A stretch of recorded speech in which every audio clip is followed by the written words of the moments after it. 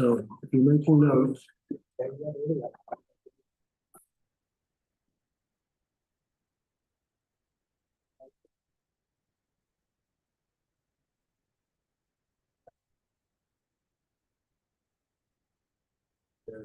thing. I was thinking it was weird that I hadn't heard that. Here's the other thing. Hey, there's Baker. Paper. He looks nice and warm. Excellent. Before July. Yeah, we have 2 spots. All right. Open. We are going to get started. We're going to call to order City Council regular business meeting for Thursday, February 15th, 2024. It is 5 p.m. Lindsay, would you call the roll? Councilmember Baker, $1,000 in police budget. Yeah. Here. Brown, Here. Cool, Here. Livingston, Minneke, Here. Mayor Tom Phillips. I am here as well. So we do have a quorum. We will move on. 30,000. Item number 2 is Pledge of Allegiance. Would you please rise and say the Pledge of Allegiance? I pledge allegiance to the flag of the United States of America and to the republic for which stands one nation under God, indivisible, with liberty and justice for all. Okay, item number 3 is approval of the agenda. Would anybody like to move any of the consent agenda items to the regular agenda? For sure. Motion. Thank you. Okay, so motion by Livingston, seconded by Cool Potentially. to approve the agenda. All in favor, say aye. Opposed, same. All right, motion carries. Item number 4, it's a dedicated work session. This is a work session for the mayor and city council and staff. Regular city council meeting is going to begin following this work session. And tonight we are doing a continuation of talks. So we are going to start with library. Jean Strable. Good evening. I apologize for not being there in person. I have a head cold and I don't particularly care to share it with you folks tonight. So I will keep this brief. On behalf of the staff and the Board of Trustees, I thank you for your continued support of our public library. I presented our annual report in December, so you are up to date statistically, so I'll keep this rather short tonight. As far as our accomplishments go, we would like to thank you for the funding for the interior refresh to allow for the new paint, carpet, and furniture. After 24 years, it was very much indeed time to get spiffed up, and the public is very appreciative of that. We'd also like to thank you for the capital improvement funding the prior year to replace the HVAC control system. Because of the investment you made in that, we are now having the system function efficiently, which is keeping our gas and electric bills where they should be instead of the overages we were experiencing due to the malfunctioning system last year. So this is now allowing us to stay on budget. We were also comfortable rolling back our building maintenance line by $6,000 in this current year's in next year's request because the system is now working better and has a much less expensive maintenance agreement. We have also engaged more young people with our summer volunteer program, internships, and a teen leadership council. Our circulation supervisor has been an excellent addition to our leadership team, and that has improved the morale, workflow, efficiency, and customer service for our front desk staff, which has reflected in our patronage as well. As far as our goals, you have all heard various presentations on the future library site selection, and a location will be made very soon. Really, a lot of our current strategic plan that goes through fiscal year 25 and our forward movement depends upon that decision, as well as the results of the feasibility study that the Library Foundation is funding and spearheading. And we are eager to see what might be available for fundraising grants and voter support for that project. Every 2 years, we conduct a full inventory of the entire collection so that we're good stewards of the tax dollars spent on our books and other materials. And we're planning on doing that this May. We're also hoping to initiate an ongoing early literacy program for children under age 5 and their parents or caregivers to help develop the skills needed to learn to read, as well as to go on to kindergarten and to give their adults the tools and support that their kids need as their children's first teachers. Again, the staff and board are grateful for the council's support. We are committed to staying within our budget and holding back the 3% as all departments are doing. I should also add that we are grateful for our Library Foundation for providing funds for the staff continuing education this year and to allow for Staff in Service Day, as well as our other continuing education opportunities and funding our numerous programs. Do you have any questions about the proposed budget?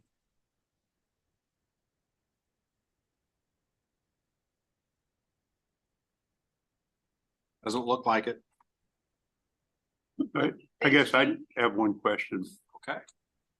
The increase in the budget this year over last year. Primarily, what would you point to for that? I'm sorry, Ed, could you repeat the question? The increased amount overall for your budget this year over last year? What particular things would you point to for that? I would say the wage increases for staffing, the part-time line in particular would reflect that one of the things that we are hoping to work towards would be getting the part-time staff to a place where the city of Norwalk is being more competitive with the wage adjustments for that grouping.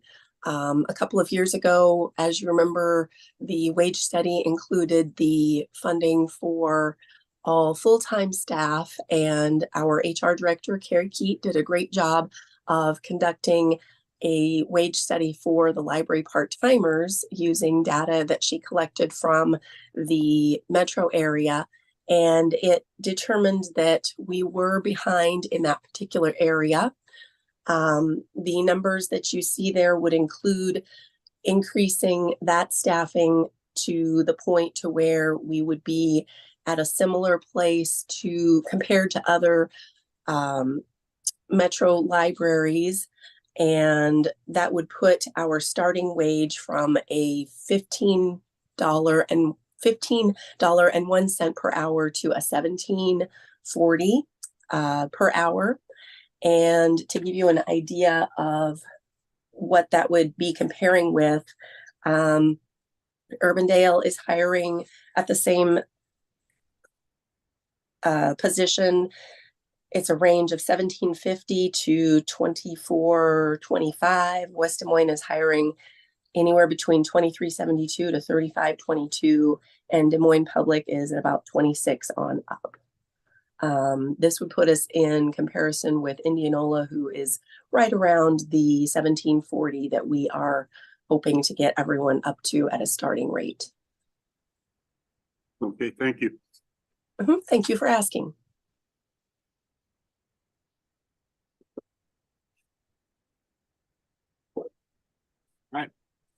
Thank you, Jean. Okay, thank you. Okay, next up is economic development. Wow.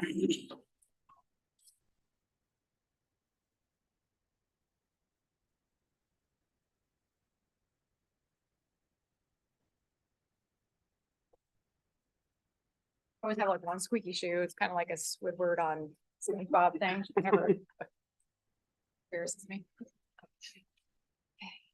I'm going to read from my notes. I apologize. I'm just not one of those people that's really great about remembering everything. I try it. It's going to be like deer in the headlights on crack. Not pretty. So, but for the sake of the new council members, every year at this time, I take the opportunity to thank our elected officials and my boss, the city manager, for my job and the opportunity to serve Norwalk. And I mean that from the bottom of my heart. I know that Wayne's going to make fun of me because he's going to think that I'm up or something like that, but I really do mean it. Been here 7 years. It's really been a whirlwind of just wild activity. But from the bottom of my heart, I'm still as grateful today as I was the day that I started here. And with that being said, just thank you each. And I hope that the Economic Development Department has proven itself to those of you who took a chance in leading it 7 years ago. And with that, I'm just going to kind of hop over first to the goals and accomplishments. I won't read through all of them, but I'll just touch on a few. So on the goals, I'll start with accomplishments actually. So very proud of our contribution to the 21% increase in new commercial value and the 13.5% increase in new industrial value, and helping over 20 new businesses choose Norwalk, which resulted in over 540 new jobs. Norwalk was featured in the news 71 times. I think that's a pretty big deal for our community. Norwalk Central Development, that was just an immense amount of work and planning and management, everything that went around bringing that all together, and with the field house, the Amazon Go store, the fairway fields, you know, all of those things, all of those components that came together, it was a big deal, and I know a lot of people were involved in it. Successfully completing and negotiating the agreements for the Hilton True Hotel and the Fairfield Inn and Suites, first hotels in Norwalk. Working with the expansion for Michael Foods and Fairway, hosting the president of Kosovo and the ambassador in Norwalk, onboarding 2 new full-time staff members at the same time, and then all of the work that went into the industrial park, Southwest Industrial Corridor, second certified site, just a ton of work there that now we're seeing some pretty amazing payback that's about to occur. So that's pretty exciting. And then just creating something that's really unique in the area with the Norwalk of Fame. And that's just first in Iowa, including the hologram, the augmented reality piece to that. So it's a pretty cool thing that will draw people to Norwalk from really all over the country. So those are just a few of the top accomplishments. And then goals coming up for this year. The grand opening for all of Norwalk Central will be a really, really big event. We'll have a media event with that. We're kind of planning to potentially have some of the 4th of July activities move over to Norwalk Central. So we're working with the chamber and a group on planning that out. Completing the 3rd hotel negotiations and project plans. Hopefully we can get that across at least the first finish line, if you will, to get that 3rd hotel through the door. Submitting the application for the 2nd certified site. We still have one kind of final piece to go on that to get that finalized. And then just continuing the expansion plans of the Southwest Industrial Corridor with sewer, Delaware Extension, and all of the pieces that go into that.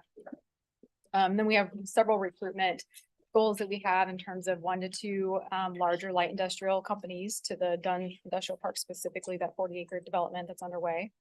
A Kosovo business exchange, meaning Kosovo business partner will build something in Norwalk and vice versa. I'm working on that a while, but we're still going to keep pushing on that.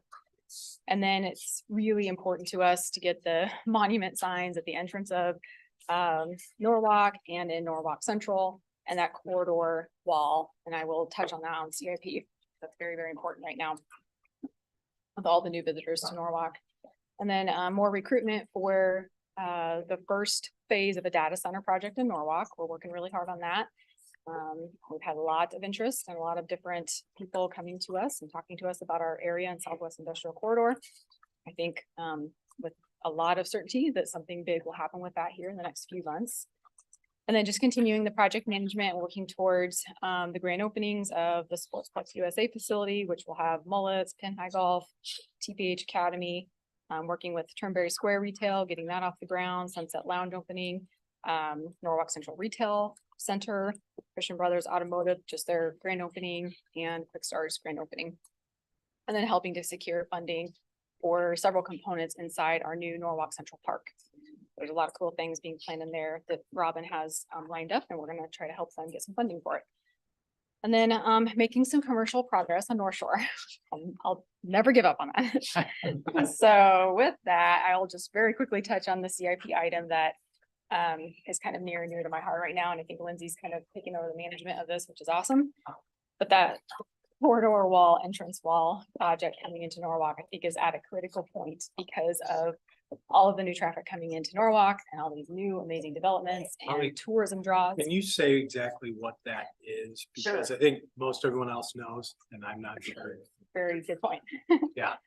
So several years ago, we started working on a plan.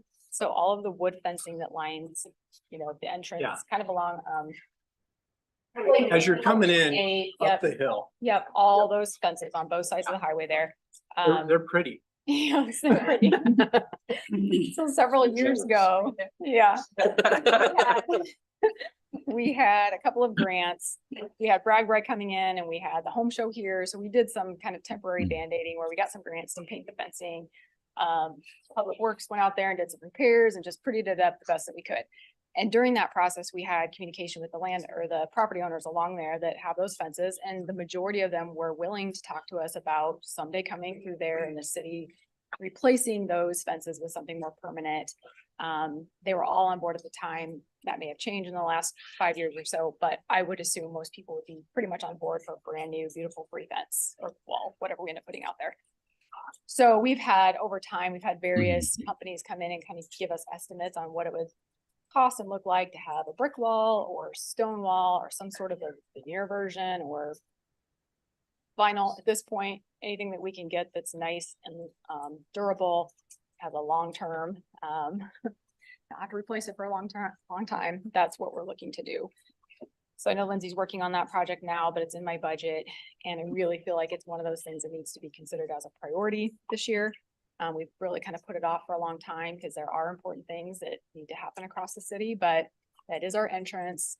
It does not represent the community very well, and we have a lot of new visitors. So we'll just state that as a priority, hopeful. Holly, I'd like to add a couple things to further reinforce. First, I want to make sure it's very clear that the adjacent property owners along here, I hope nobody gets the impression that the appearance of those fences are their fault.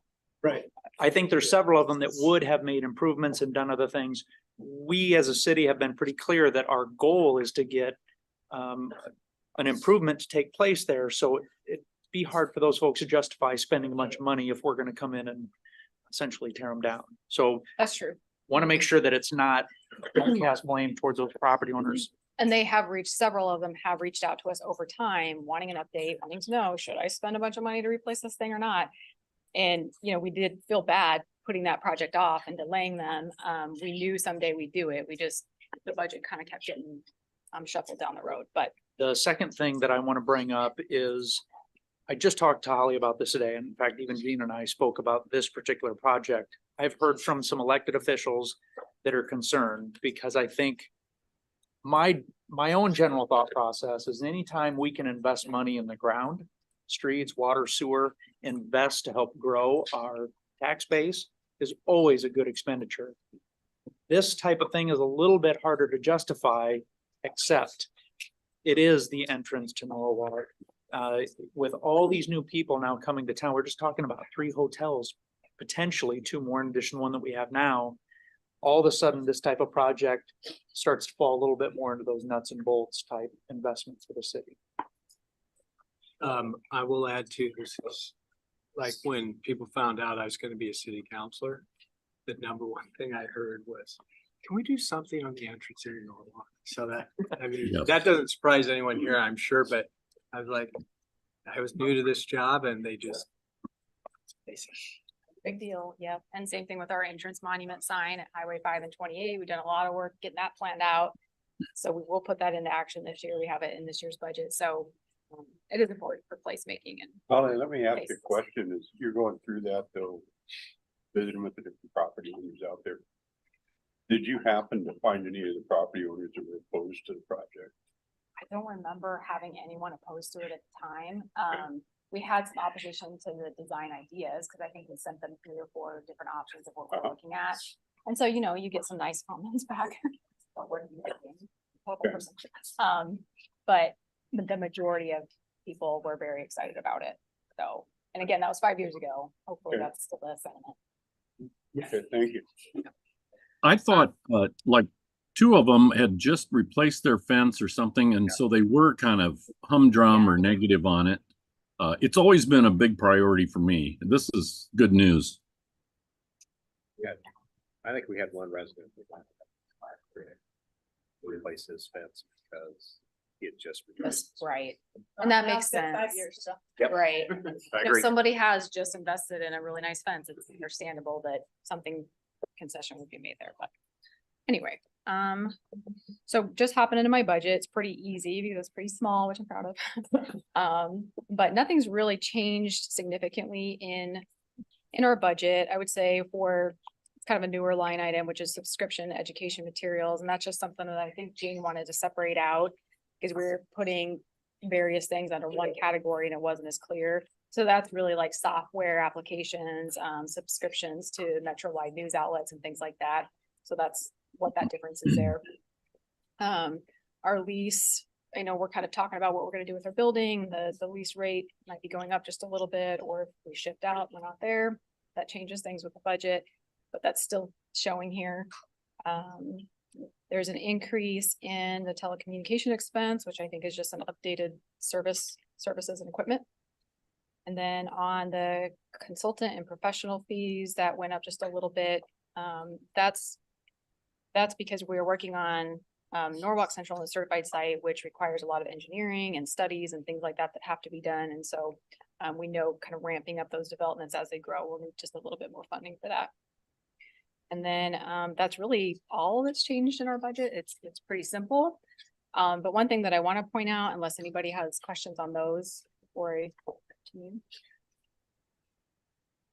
My only question would be then, you ascribe some of that increase in your budget to the temple operations with Norwalk Central right there. So when that passes, that may pass a little bit.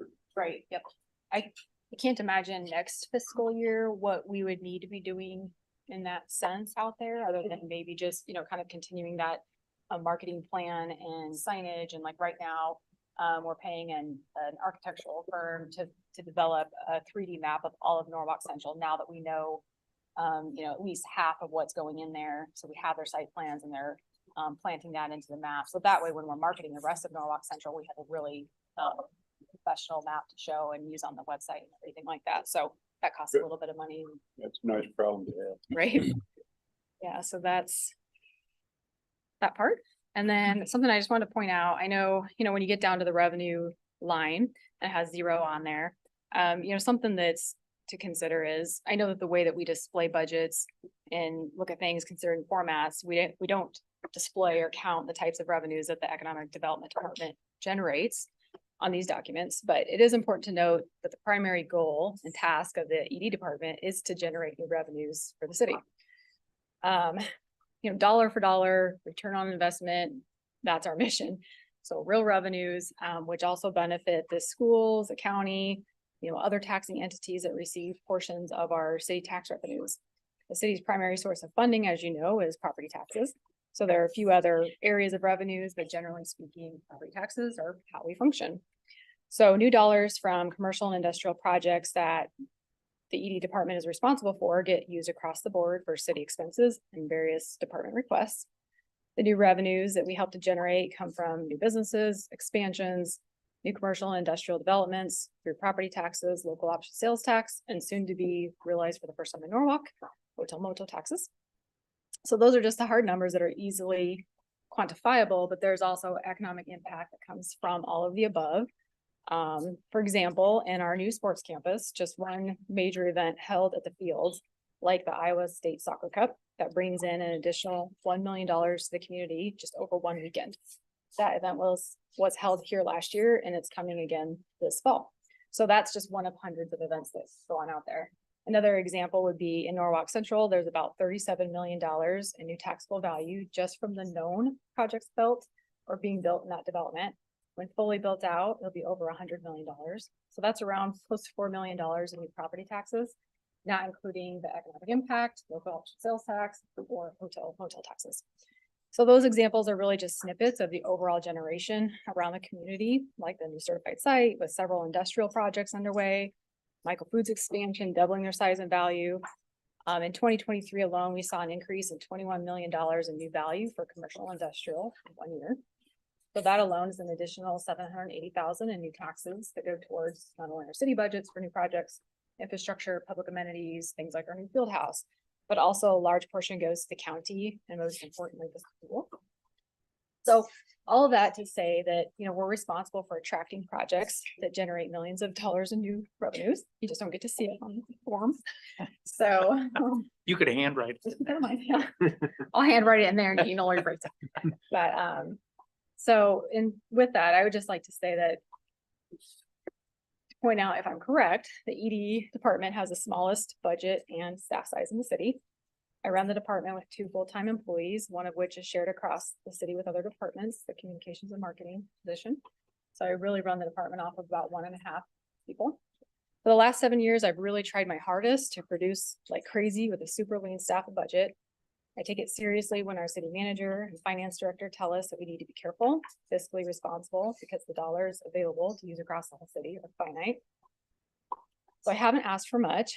Actually, I don't think I've asked for anything, not even office equipment. And I get a satisfaction out of that, of being able to operate lean. But I'll continue to be conscious of the limitations and put the city as a whole first and my department's needs and wishes second. I haven't added programs or initiatives that I knew we didn't have the staff to manage. I don't have administrative support, which we've been handling and kind of split the duties amongst our small staff. But I am asking for you to consider this year adding a part-time admin assistant. My department and the fire department are the only two departments without admin help. We work together.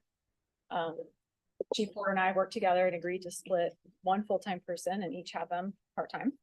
I'm even willing to have that person be located at the fire department because the majority of the time the majority of the work that we do in our department can be mobile. And again, I'm careful not to overstaff. I think about the overall city budget, so I make no demands, just asking for consideration of this when prioritizing the requests across the board. It may not be possible this year, but at some point in the future, the economic development department's needs will also need to be considered going forward. So generally in the past, the city has adopted budgets that were in the red because staffing requests were granted that didn't fit the budget. I'm not asking to do that in this case. We don't have the funds, we don't do it.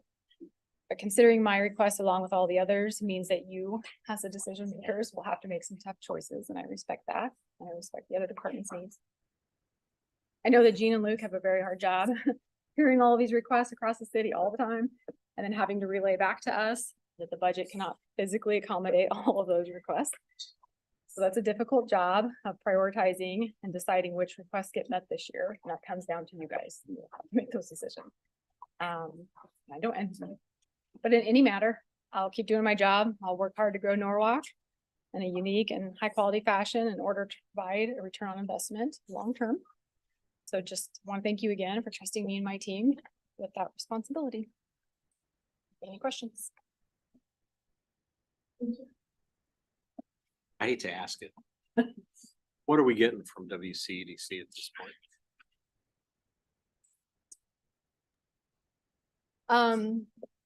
I think maybe Luke would say it's good relationships.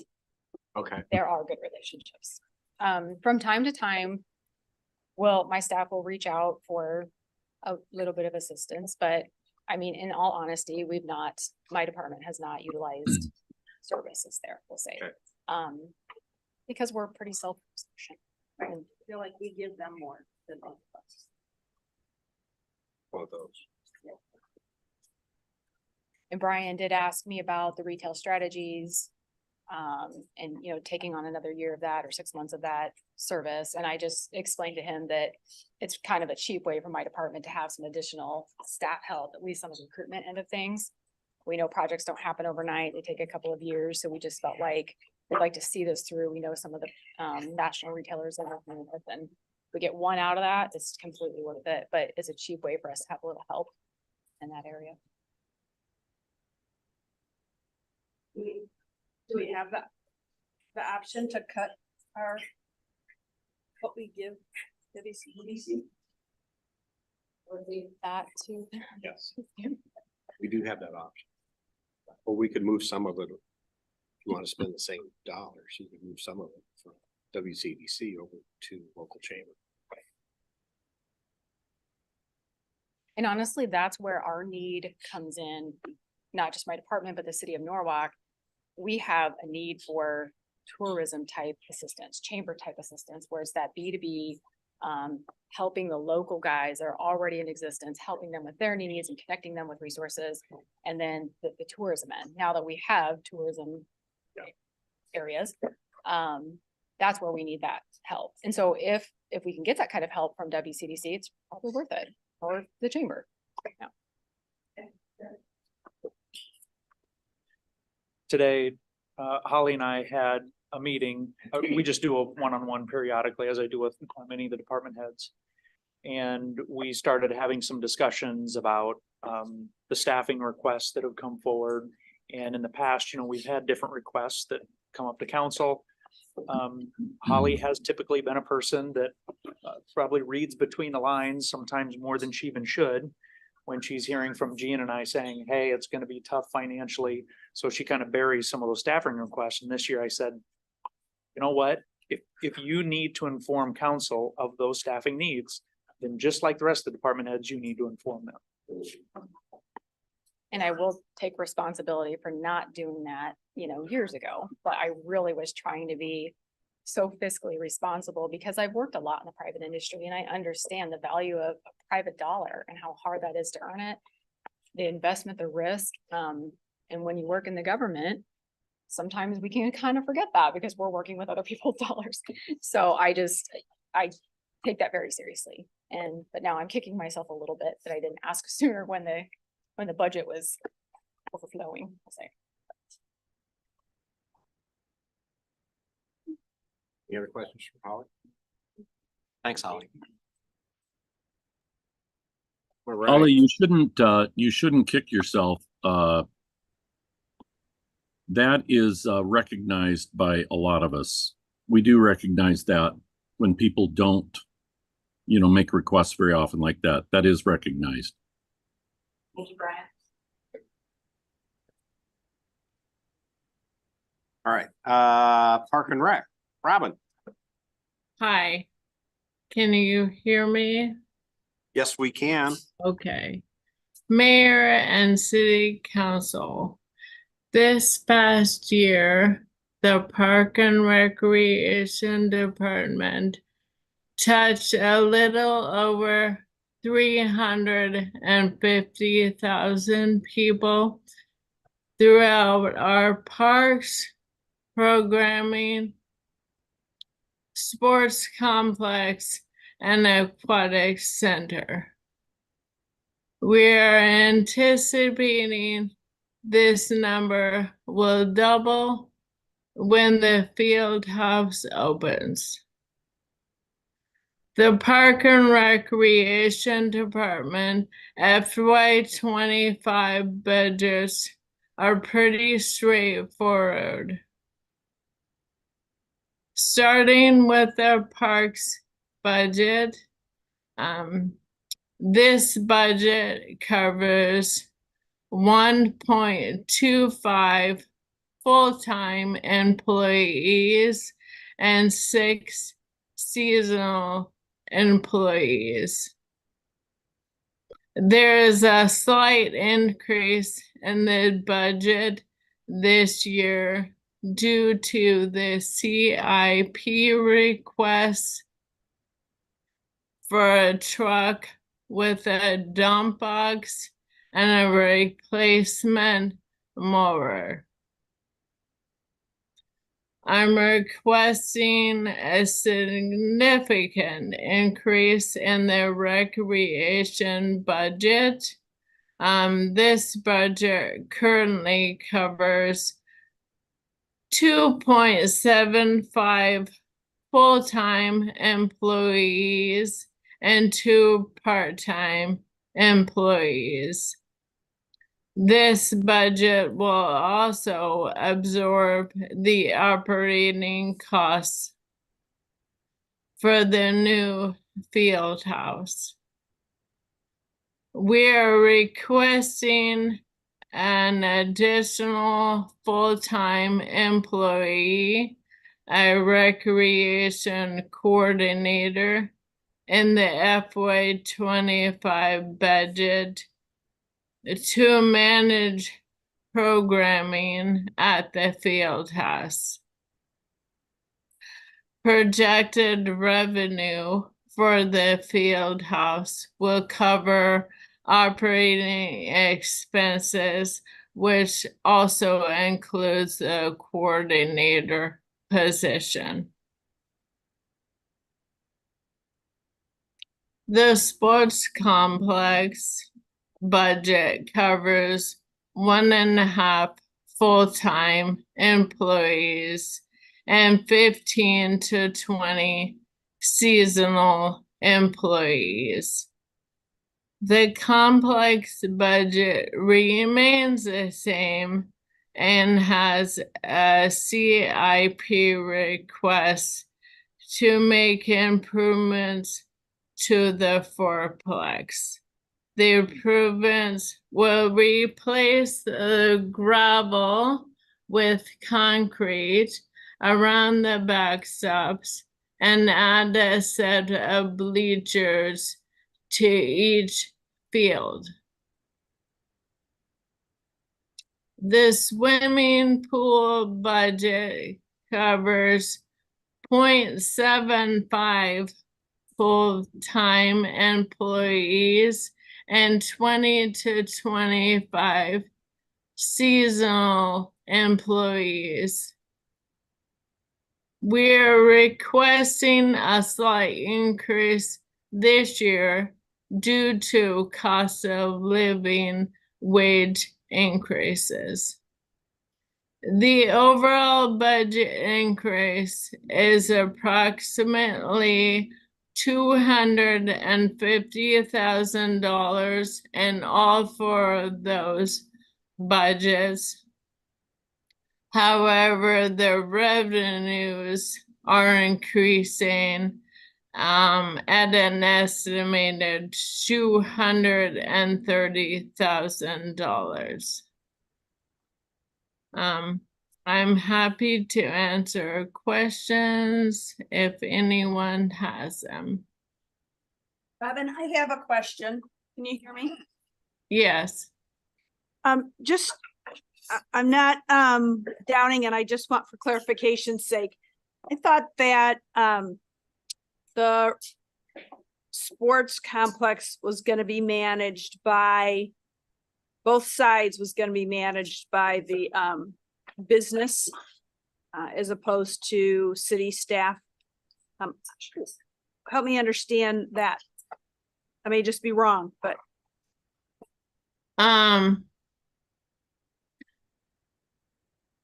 so you were thinking Magnich Sports Complex and the new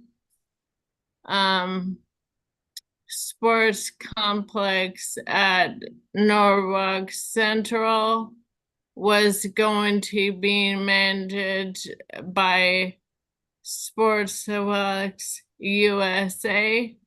the new complex, not Mackinac. Oh, I was referring to Mackinac. Okay, thanks. Sorry. No worries. You know, I want to add something, Robin, if you don't mind. Yeah.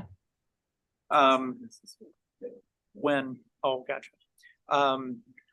You know, we put in the budget the accomplishments and the upcoming goals, and Robin didn't spend much time going over that, but what I can tell you firsthand, working with her and her staff on her creating the business plan that was put together that helped also organize the entire budget to make it all work out that went into this. I mean, you're seeing one set of numbers, but you're not seeing all that work that went in behind the scenes.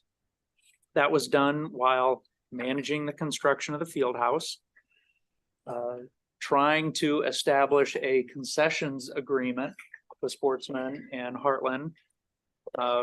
The sponsorship agreements, I mean, the amount of time that goes into reviewing those as they come through, the temporary parking issues, I can go on and on. It's been very impressive to see what they've accomplished over this past year going into this budget planning and where Robin has led them today. Thank you, Robin. Thank you. I think we all realized that as we added that infrastructure and facilities that we were going to pick up increases. Because you've got to operate as well as maintain operations. So, you know, I would not have anticipated that we would not have seen some form of increase. You know, I remember one of the days I had a call from Sarah, was doing some research for Robin, and said, well, so how do you want this budget to work out in the end? Because, for example, the pool budget, I want to say that's 70% subsidized. Mackinac does quite a bit better than that. But predominantly a lot of our parks, they don't bring in enough revenue to fully cover everything that goes out. And during discussions, I said, why don't we start with 100%? And they started plugging that in the budget.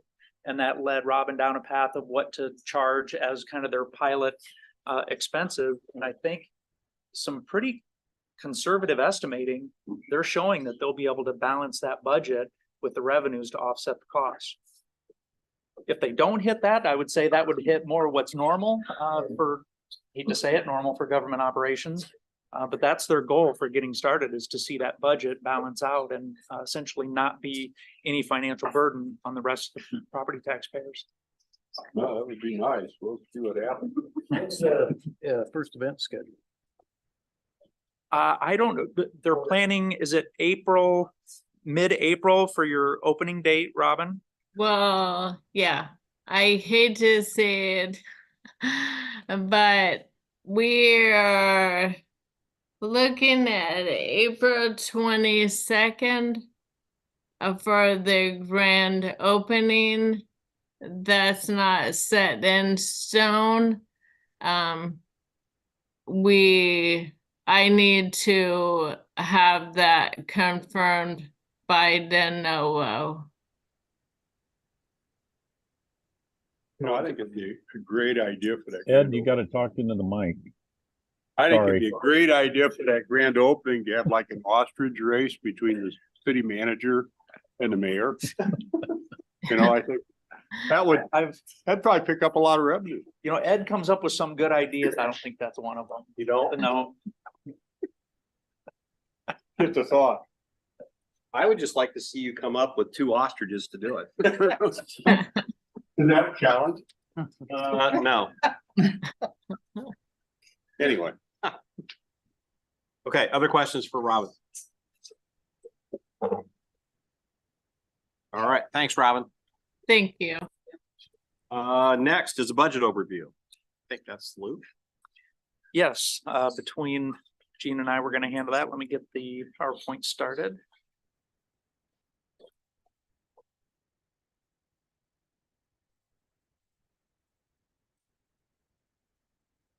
So as was mentioned at the last budget work session, typically this is a presentation that happens at the very beginning. Did have a department head that mentioned to me that, you know, maybe it would be better to do the overview at the end after all the departments have had a chance to speak. And I thought that was a decent idea. And then, of course, I had a gymnastics meet that I needed to attend, which, by the way, Nick got first place all around. Awesome. But anyway, so thank you for being understanding and letting me attend that event. So we're gonna do the budget overview. I will start off and then Gene's gonna finish up with several slides. So I've got 2 slides here. This is usually one of the first. Keep in mind, so you've heard individual budget discussions. This presentation is a huge step back, kind of an overall look at the full operations of the city. What you're seeing on the map here actually came from the presentation last year. And the red line is a good indication of the total amount of taxable value for our community. That's the red line, just total.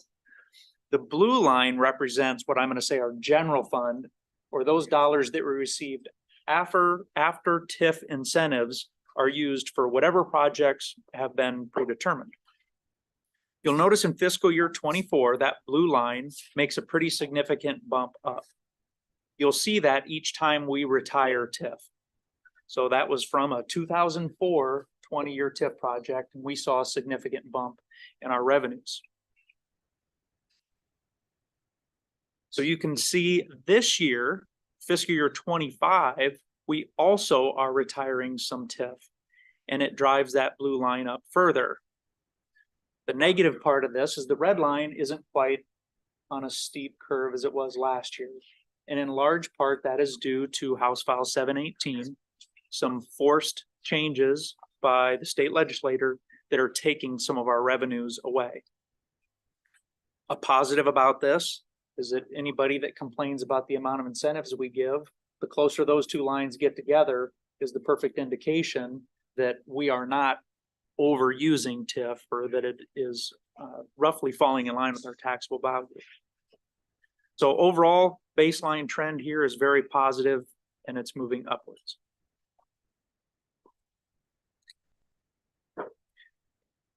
This graph, Luke Paris and his department put together this information.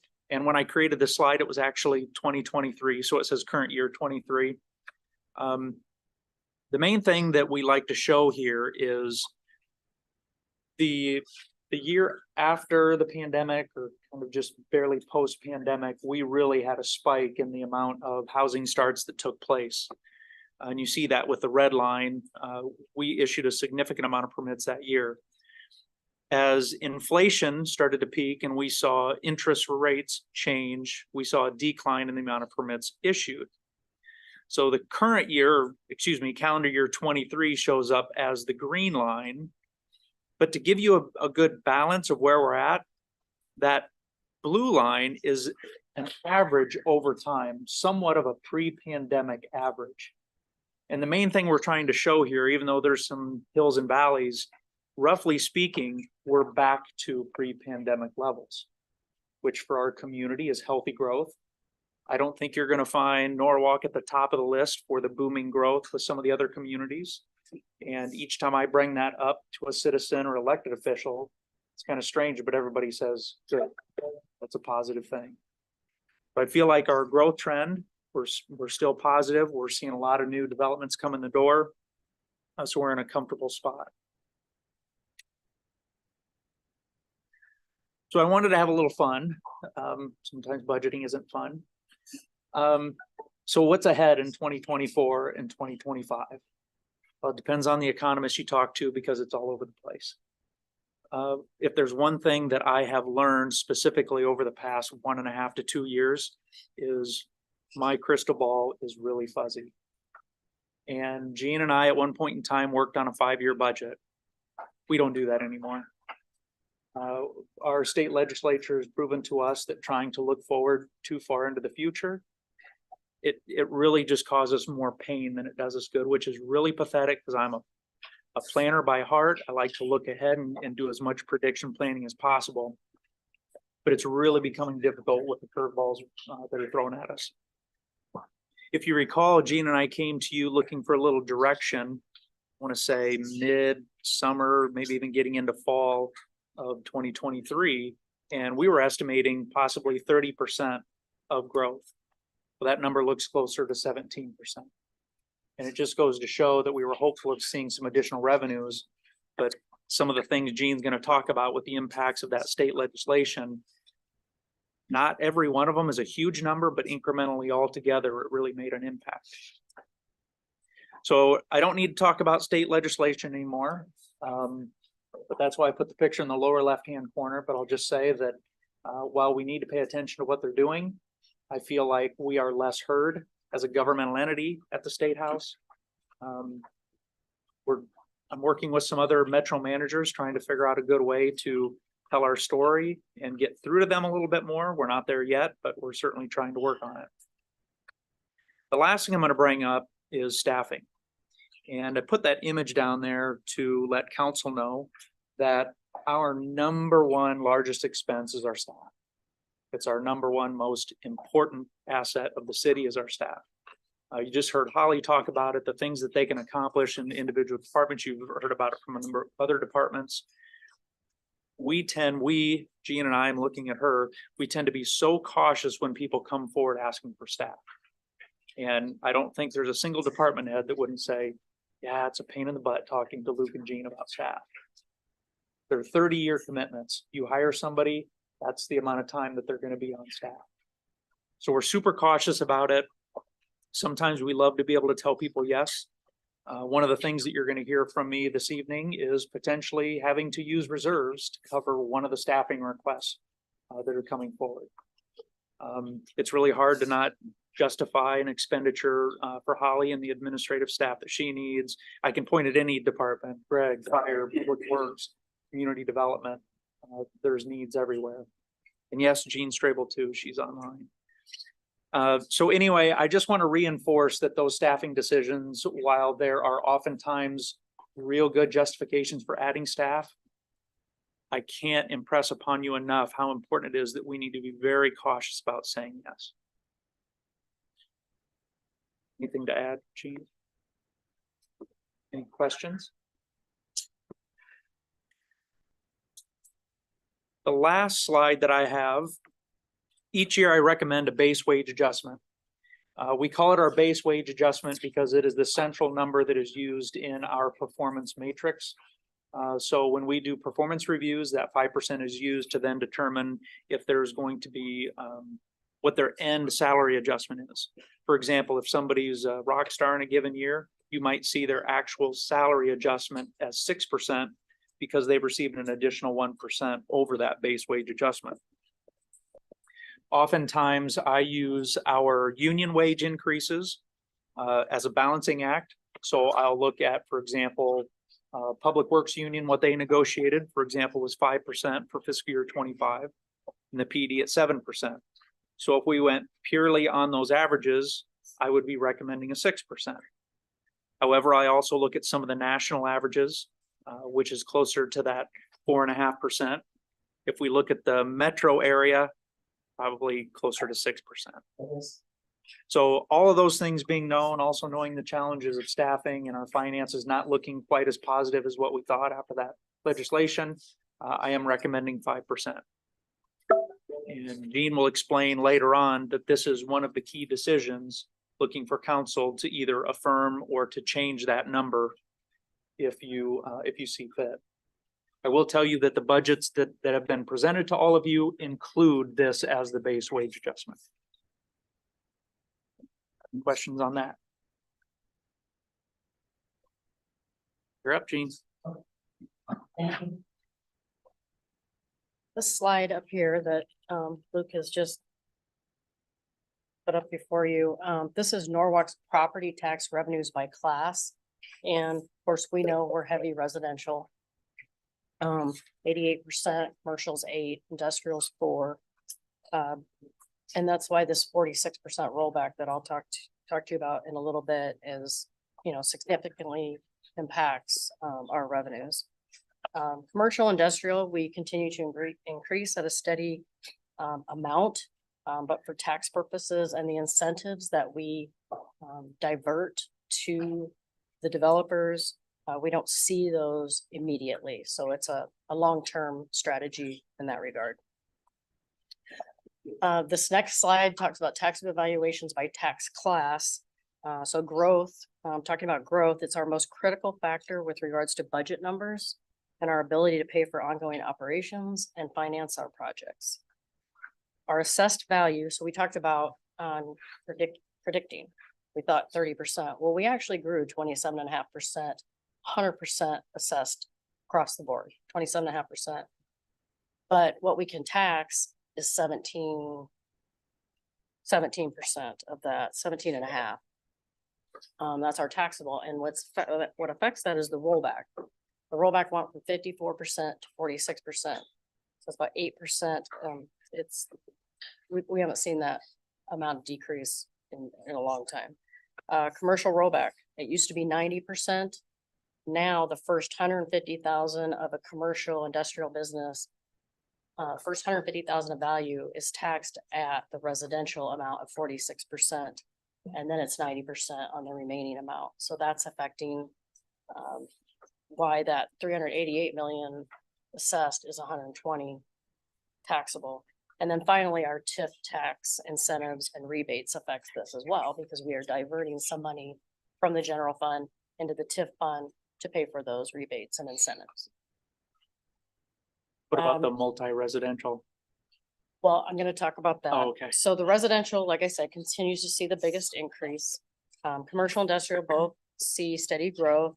And then the multi-residential no longer exists. Apartments are now taxed at the residential rate of 46%. They used to be taxed at a much higher rate. The state did away with that. I don't know how many years.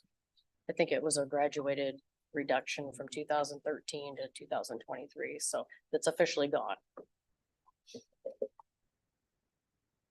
Next slide, please. Talks about reserves.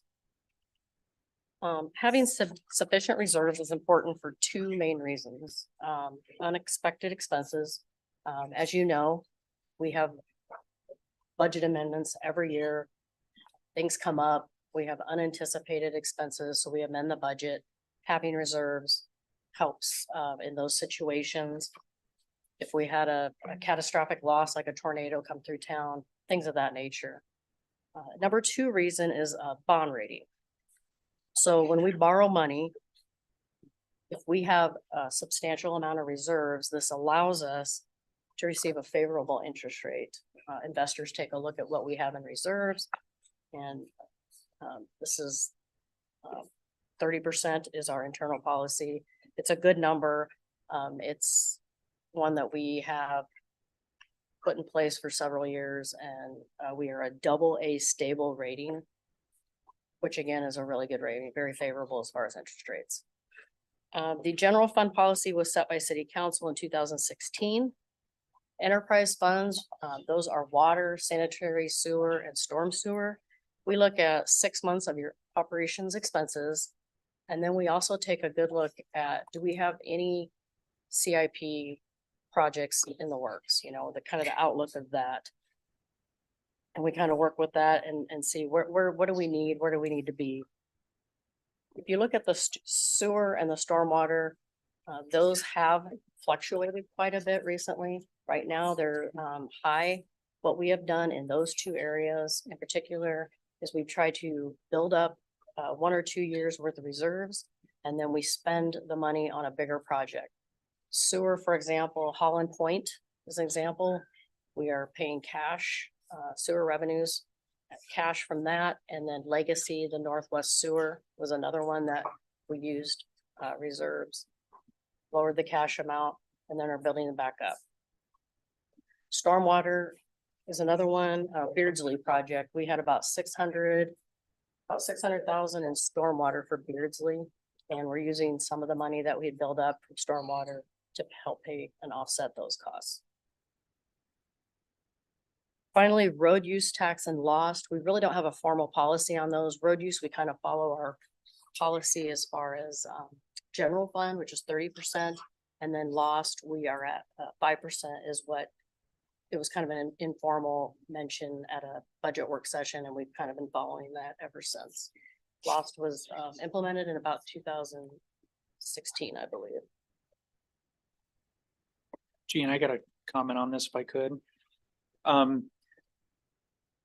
If you're talking to your financial planner personally, the more you have in savings, the better. No questions asked, right? When you work for government and you tell people you have a bunch of money in savings, a lot of people don't like that. That means you're Financial planners don't necessarily always like it. You have a lot of bad I should include stocks and bonds as an equal Okay, portion. okay. That's the point is typically property taxpayers aren't as thrilled about the government taking money from them and putting it in the bank and just having it sit there. So even though logically you think, oh, that's good to have money in savings, so to speak, it's important for us to explain to people these dollars have a purpose. They have a very important purpose, and we don't want somebody to think we're just banking large amount of dollars for no good reason. So we try to explain that and justify that so that citizens know that on an annual basis. Next slide, please. So this slide right here, I wanted to demonstrate the rollback effect in 2 ways. The upper number shows a $375,000 home. And this I did for apples to apples. Obviously, generally in a year, assessments go up. And they did. But I want to just kind of give you an idea of what the 54% to the 46% rollback number would do. And it would be an actual decrease of about $463 annually, or about $38 a month. The next one probably shows the real is reality. I think the average increase in valuation was about 26%. So we took that 375 number, we boosted it up to the 472.5, which would be 26%. We adjusted the numbers with the rollback, and the actual increase is about $17.40 a year, or monthly $1.45. So it's really the reality of it. People get those assessments and they think, holy cow. But the reality is with the rollback, the state comes in and kind of equalizes that out. So just wanted to give you an idea of what that really means. One of the things that I mentioned to Gene that I wanted to bring up, in the next month.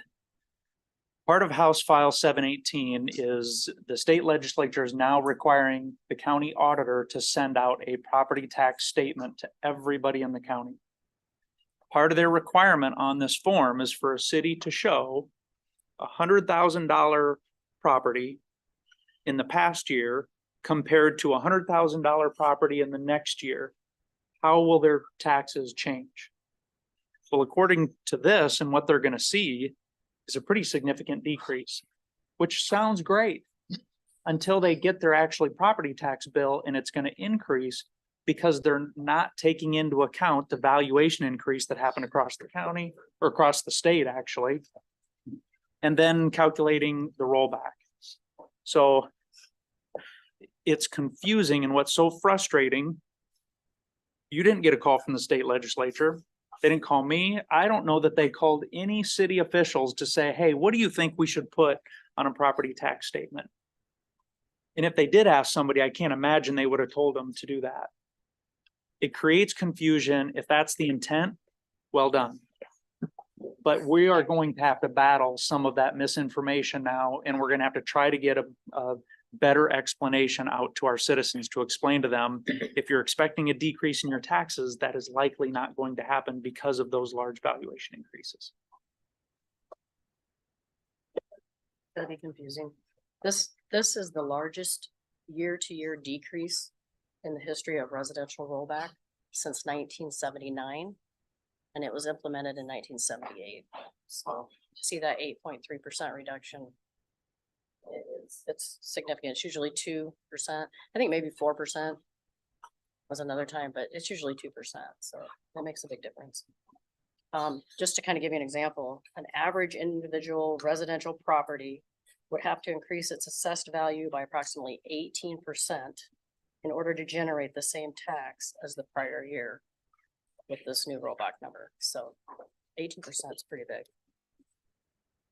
Gene, I've read it, but I forgot it. What's the cause of the rollback? How's it calculated? Or based on? You know what, it's based on assessments, and it's based on, so the assessments are based on market value, right? What people are paying for houses. Yeah. And the assessment was so high, the state comes in and tries to equalize. Is that the word they use? Oh, that's that. They do it every 5. Well, they've changed the law a few times to put in what they call a way to balance it. Like one year they put in a 4% max increase on the rollback. And because they did that one year, let me take a step back and just very generally say the rollback was originally implemented to make sure that residential values didn't outpace ag values. Yeah. Right. Just keep the battle. Right. Well, when you do that and ag values jump up, then residential values can jump up. But then when you put a hold back in there of they can only grow 4%, then year over year, things start getting a little wonky. And with the huge valuation increases, because they take the statewide valuation increases as part of that formula for the rollback. And if that's confusing, I apologize. Yeah, no, I think I knew there was a reason to try to equalize among the different. Hopefully it's a way to real estate. It's really very keep simple. those taxes in mind. Simplest way to. Another quick question. Was that taxable valuation graph?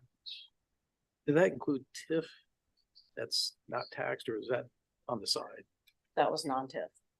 Non-TIF, so it's That was TIF land is for buildings or not included. Right. Okay, all right. Right. That was non-TIF. You know, what's really unfortunate about this whole situation is that I'm sure the legislature tried to do something good. I mean, you meant something good to the taxpayers. But in the end, the way this is being rolled out in explanation, it's just going to be, you know, pitchforks and you know, bonfires It's a and, learning curve, for sure. you know, wow. It's unfortunate, it really is. But I guess it is what it is. I don't know if we can try to do any kind of information with that from our side. But, you know, wow. We've talked about that. We're gonna try to do something to lessen the confusion if we can. Yeah. I think I think there will not be the pitchforks in that. I think from the assessment, just in your example, it went from 375 to roughly 475. You're thinking in your mind, oh my God, it went up 25% or 30 some percent. Therefore, my taxes are going to go up 30%. I think there's going to be a massive relief when they see that, because I'm sitting in the exact same thing as your example there. It's like, oh my golly, it went up 30%. I can't afford taxes if they go up 30%. I think, yeah, it's very convoluted and confusing, and I'll guarantee you about 3% of the population understands it. I'm definitely not in one of the 3%, but it's pretty convoluted. But I don't think you're gonna people are not going to be upset that it didn't go down. No one in history has ever had their property taxes go down unless they're in a blighted area. I think they'll notice it when the services start cutting back, or when they have to wait in line to talk to someone or something like that. But, that's adjustments that we're going to have to do.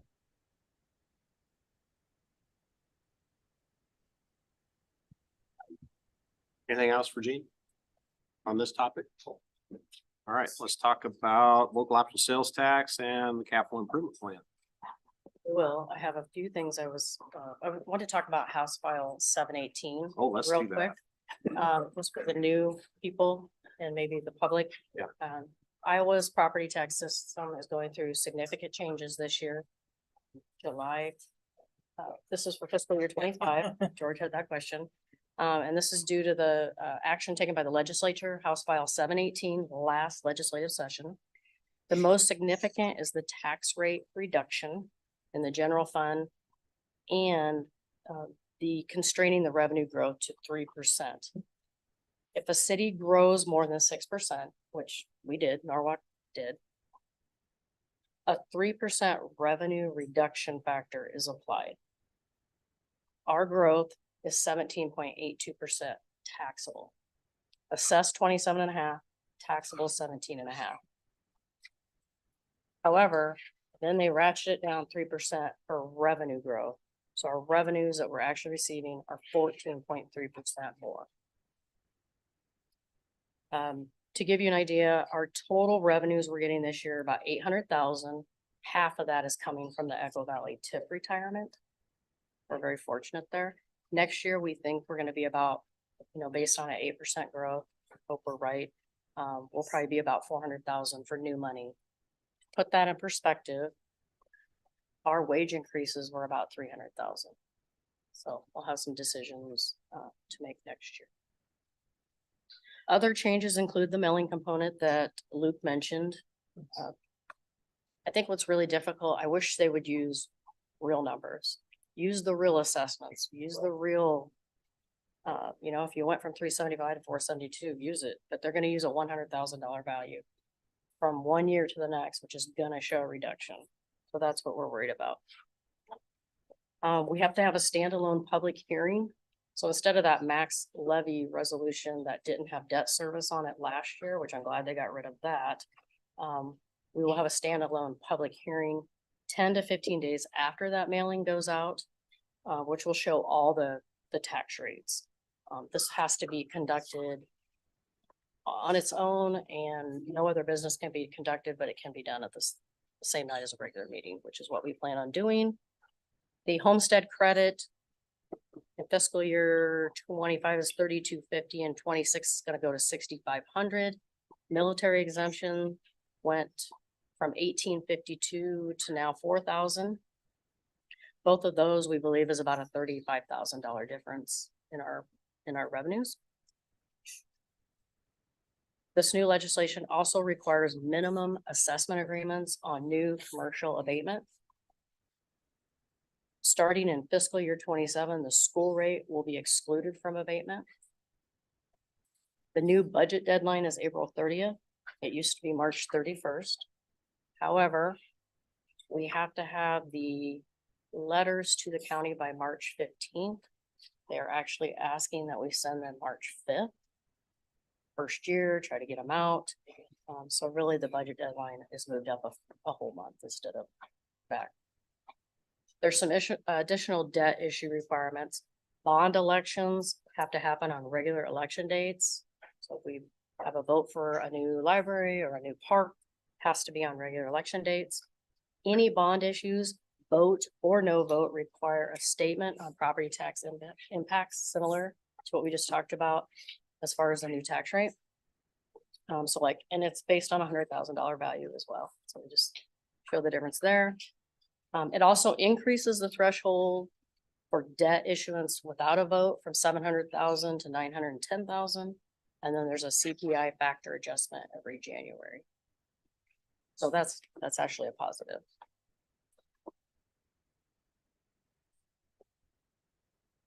Anybody have any questions on House File 718? Just tried to summarize it a little bit.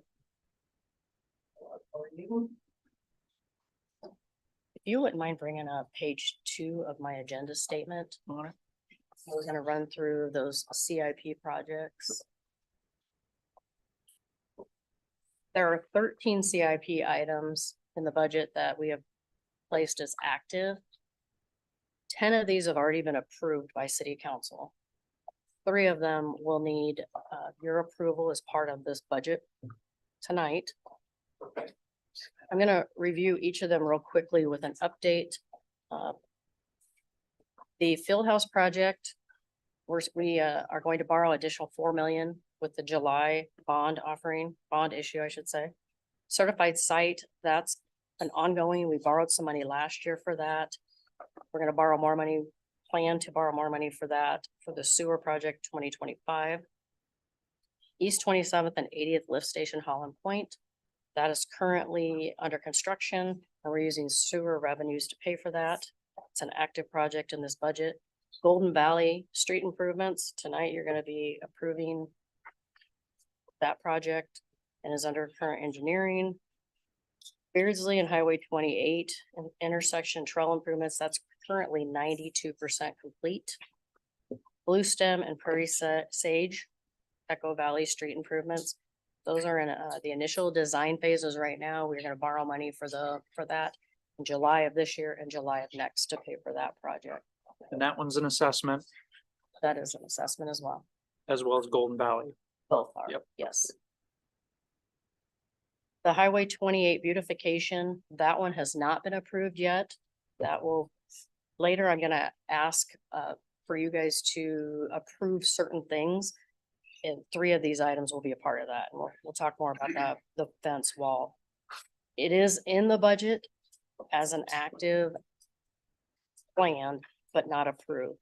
So it's in the numbers, but a part of this request. We're requesting that be spread out over 2 years. The public safety HVAC, that is in the current budget. Actually, this year it's gonna be done. We're gonna borrow that money in July, but the project's probably gonna be done before then. Street plow truck is in this budget. We plan to borrow for that in July. Traffic signals at Highway 28 in Chatham, that's currently ongoing. I think it's about 60% complete. We're gonna borrow money for that in July as well. Cherry Parkway improvements at Highway 28, that project's about 430,000, and that is a new request in this budget. Something you will need to consider later on tonight. Water tower project, we are getting ready to purchase that land in the next 2 weeks. It's in the design phases. We're gonna use state revolving loan fund money for that. Water revenues, of course, to pay that back. And then the last project was just approved not too long ago by the city council. It's the Maple Heights, it's development driven project, 500,000 for water and 900,000 for sewer. All those are the major active projects in the budget. Again, 10 of them have already been approved. Lost, can we go to the lost spreadsheet? Lost is local option sales and service tax. It's a 1% sales tax distributed by the state. And it's by county, distributed by each county. The distribution is based on 75% population, 25% by taxes levied from 1982 to 1985. Not sure why those dates are used, but that's the calculation. Lost is a huge impact on our budget. Many items, if we didn't have this, there'd probably be many items we'd have to borrow for, delay, or simply not purchase. We receive about 1.6 million a year, and this is expected to continue. I think they estimated 11% increase next year, so this next budget year. Fiscal year 25, that column, the second column, those are all the new requests in this budget that we have put as active. It goes all the way up. Excuse me, Gene. Yes. Is there a reason why we quit recording? I just heard a notice. I didn't know if someone else knew about it.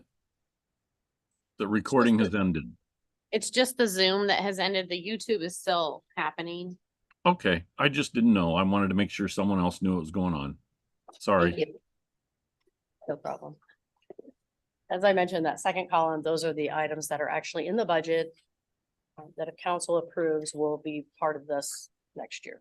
Do you want me to go back up to the top or go into those individually at all, or just the totals? Okay. I don't think Is so. that- okay. I don't think we'll go individually unless anybody has any questions on those projects.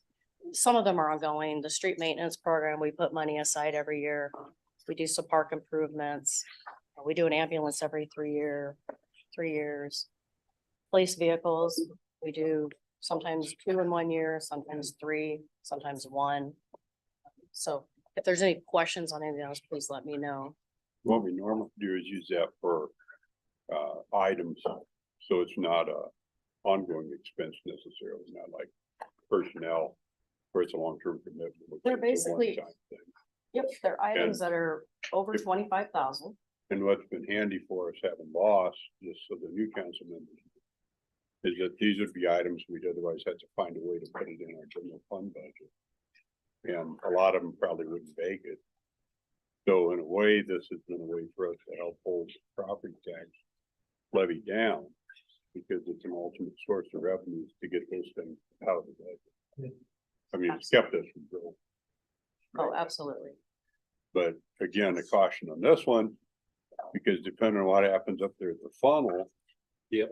There are some people discussing changing this and knocking this baby down. And, you know, we'll see what happens.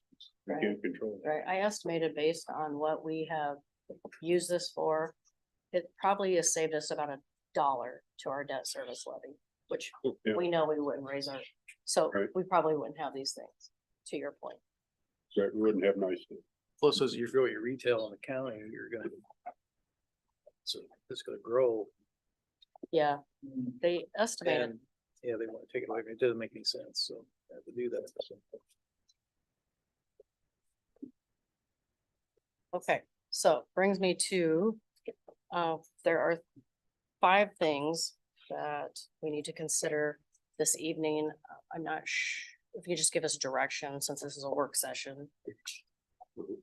Before our next meeting, March 7th, the county has asked that we provide letters, the information for the letters March 5th. So things that we will ask, I'll go through them and then we can talk about them one by one if you would like.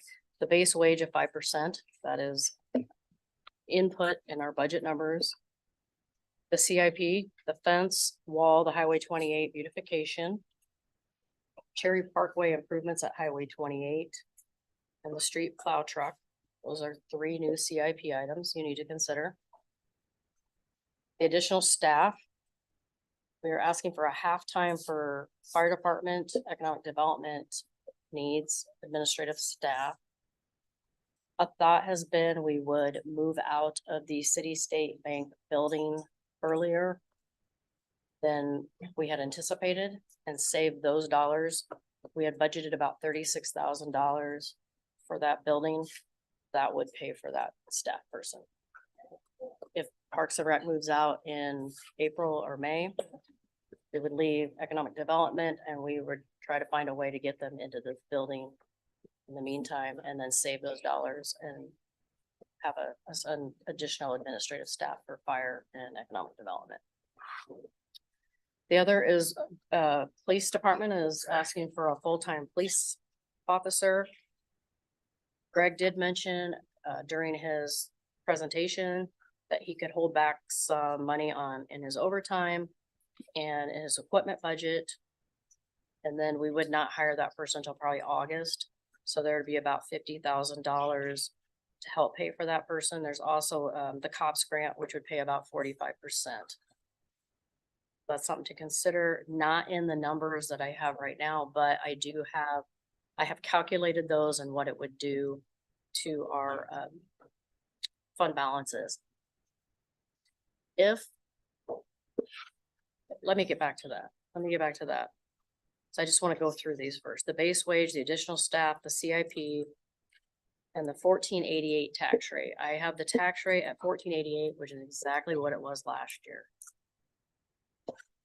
Based on all these numbers, and the general fund number, we don't have a choice. It's 786. It's gonna be 786. That's based on House File 718. We have our property and liability insurance at 32 cents. Our benefits levy is a separate levy. There's a special revenue fund. You guys probably saw that in the packets. I put that in there so you could see what it costs for each department's benefits. Benefits include health insurance, their IPERS, which is retirement, Social Security, Medicare, and workers' compensation. That levy is separate. It's called a special revenues levy or benefits levy, if you will, and that'll be $3.30. And then our debt service levy, which pays for our bond, principal and interest payments, is $3.38. Came out to $14.88. I didn't even try to have, I was telling Luke, I cannot believe that because that was our last year's rate. So we, at this point, could maintain $14.88 if we so choose. Now getting back to the staffing, if we can leave 2% on the table, which in the past, or 3%, excuse me, which in the past we've been able to do, and we can save the 50,000 that Greg mentioned, and we can get the money from City State Bank, we can do these things and maintain our reserve at that 30% level. And If you so choose. 3% rather than 5%. If we hold back 3% of our expenses this year. Okay. That helps with our fund balance and then we can maintain it. That helps pay for next year. Yep. Okay. I know. Is that normal to roll in like a 3% from one year to the next? Oh, okay. Yeah, so my estimates in my agenda statement showed going below that 30%. That's if we spent every dollar. That doesn't, we have a lot of departments that leave money on the table, fortunately, so that helps eliminate that deficit. So House File 718, we're gonna see revenues continue to decrease. At one point in time, we talked, well, old council, and so you guys were involved, you might have been here, can't remember. We talked about capturing the increase so that we could level out those and ride out that storm through the next 3 or 4 years. Are we doing that? We are. Okay, We are. even with the 14.88, Yes. $14.88. Wow. Part of that discussion was us saying early on, just preparing for what we thought we were going to have for total revenues. We were saying, do you want to hold the line or lower the levy? And what we heard council say is we just want to hold the line to be prepared. The issue is that holding the line still did not produce the additional revenue that we were hopeful of. And I think what we were predicting at the time was a 50% rollback. Yeah. Well, then it came to 46%. So we thought we were gonna have another $400,000 to work with. We don't have that Okay. because of the rollback.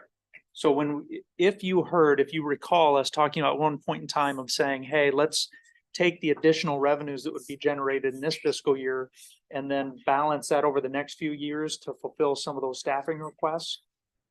There is no extra dollars for the succeeding years.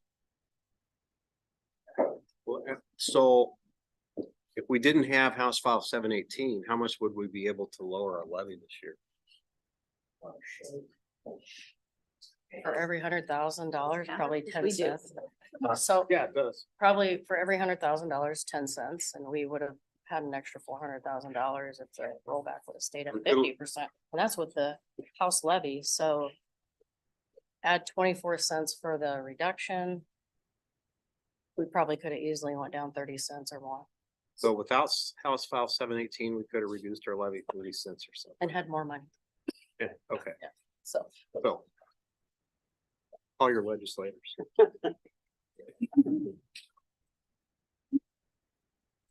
So do we want to take these one at a time? Like the base wage, are we okay with the 5%? So you want to just go ahead and, does anybody have any questions or any problems with? Because if everybody's okay with those, we could just kind of go on, right? I'm happy with the list. Okay, Okay. well, but I heard a sigh. Yeah. Heavy sigh. Do you want to pull any of these out to specifically discuss? Honestly, I'm struggling with the 5% base wage and I'm struggling with, police staff. Those are my two heartburn issues. But there's not, I mean, I don't know what the solution is, right? I appreciate that we need to maintain a certain level of pay. And I have argued against almost the entire time the increase, the annual increase in salary for our city employees, which it's not that they don't deserve, but which I'm not aware of the vast majority of other government entities at that same rate, right? So I struggle with that one a lot. But seems historically the rest of the council disagrees with me. So assuming that could still be the case. I'm not the one that has to tighten my belt. It's everybody else in the city. And it's all of the people who I think we don't get an increase in services because we get an increase in salary. Maybe that's too simplistic, but that's my observation. I think from where I look at it is that, you know, you need to treat your employees. From where I look at it, you have to treat your employees fairly. And we saw fit to agree to a union from two different unions to settle for a certain level of wages, right? So now are the other employees not covered by those contracts? Are they considered less because they would get less? I mean, in the end, if it comes to a point where we need to reduce services, right? Our decisions will need to be made.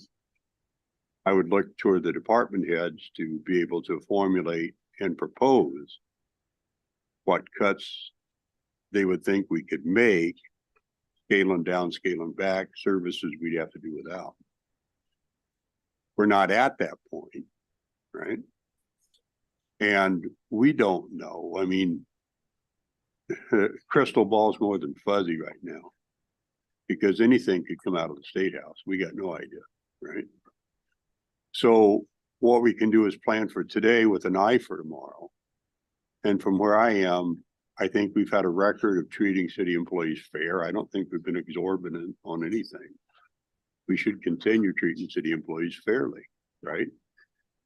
And if we reach a point where we don't have the dollars, we start reducing the number of city employees, but the ones that are still here are treated fairly. That's kind of the way you do it, in my book. Anyway, that's where I'm at.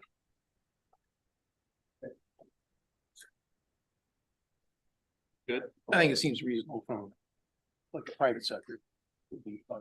We've had 20% inflation the last 3 years. Yeah. You know, it's in theory down now, but prices didn't go down, just the rate of inflation went down, so it seems, doesn't seem unreasonable. I don't disagree from a private sector. We're not a private sector. We're a public sector. Oh, I know, I get that. Right. And Yeah. so, I mean, I'm like, and I've used this example before. I'm, I employed by Polk County in my day job. And next year we are not expecting any more than a 3% raise across the county. I'm not devaluing what our city workers do. It seems to me that it's better to have a job with 1% less money than to not have a job. So I'm not on the same page as Ed that says, well, we just eliminate positions when we need to. That's not going to serve us at all. In my opinion, we continually need to add more positions. We can't function without adding more positions. So I understand that I'm in the minority. We don't need to beat this. Right. But that's where I'm coming from. Overall, what? You want to weigh in? No, you're good. I feel very new. Okay. Understand. So Look one- new. We're just being in the past. I remember, Tom, we were in the conference board at one time. Yeah. During this time when we told the teachers it was 0%. Yeah. And we went down to the assessors, you know, they were going for. Oh, yeah. I was at the meeting, you know, it was cantankerous to say the least. Yes. And, but to me, I go look back at just the inflation number, like 20%, and I don't know what the raises were last year, but I imagine it wasn't 10, 15% or anything like that, so. I think you gotta be within the realm of. The base last year was 4, wasn't it? Was it 4% last year, the base? I don't remember off the top of my head. I have to go back and look. So, yeah, so I don't, when have a tighter budget, I don't understand why we're increasing our base. It's just counterintuitive to me. I said I'd stop talking about it. So what I'm hearing is go forward with all those. If I'm wrong. Okay. What do you want to talk about next? One point of clarification. So some of you may feel new and thinking, okay, we're deciding on something, but I didn't hear a motion or a vote. Jean needs direction so that she can insert these numbers and make sure all of them are in the budget as necessary. That budget will come forward to you. It'll be submitted. We will have a public hearing. You will have a chance to make a vote specifically on that. If at that point in time, if you said, hey, I want to pull that one item out, or I want to pull that out and vote differently on that, or you can choose to vote no on the entire budget. Did I explain that right? Yes, regardless of the tax rate, which we will need to send to the county. Okay. So if you're okay with the 1488. Yeah. Okay. Right. Special revenue fund, is that you? We did. We did. Yep. We did that one? Yeah. Okay. Budget alignment with city goals and policies then. Yep, I'm gonna pull that up, and that is Thanks, something. Gene. Yep. That's, well, we move stuff around on you a little bit. I just need to get this set up.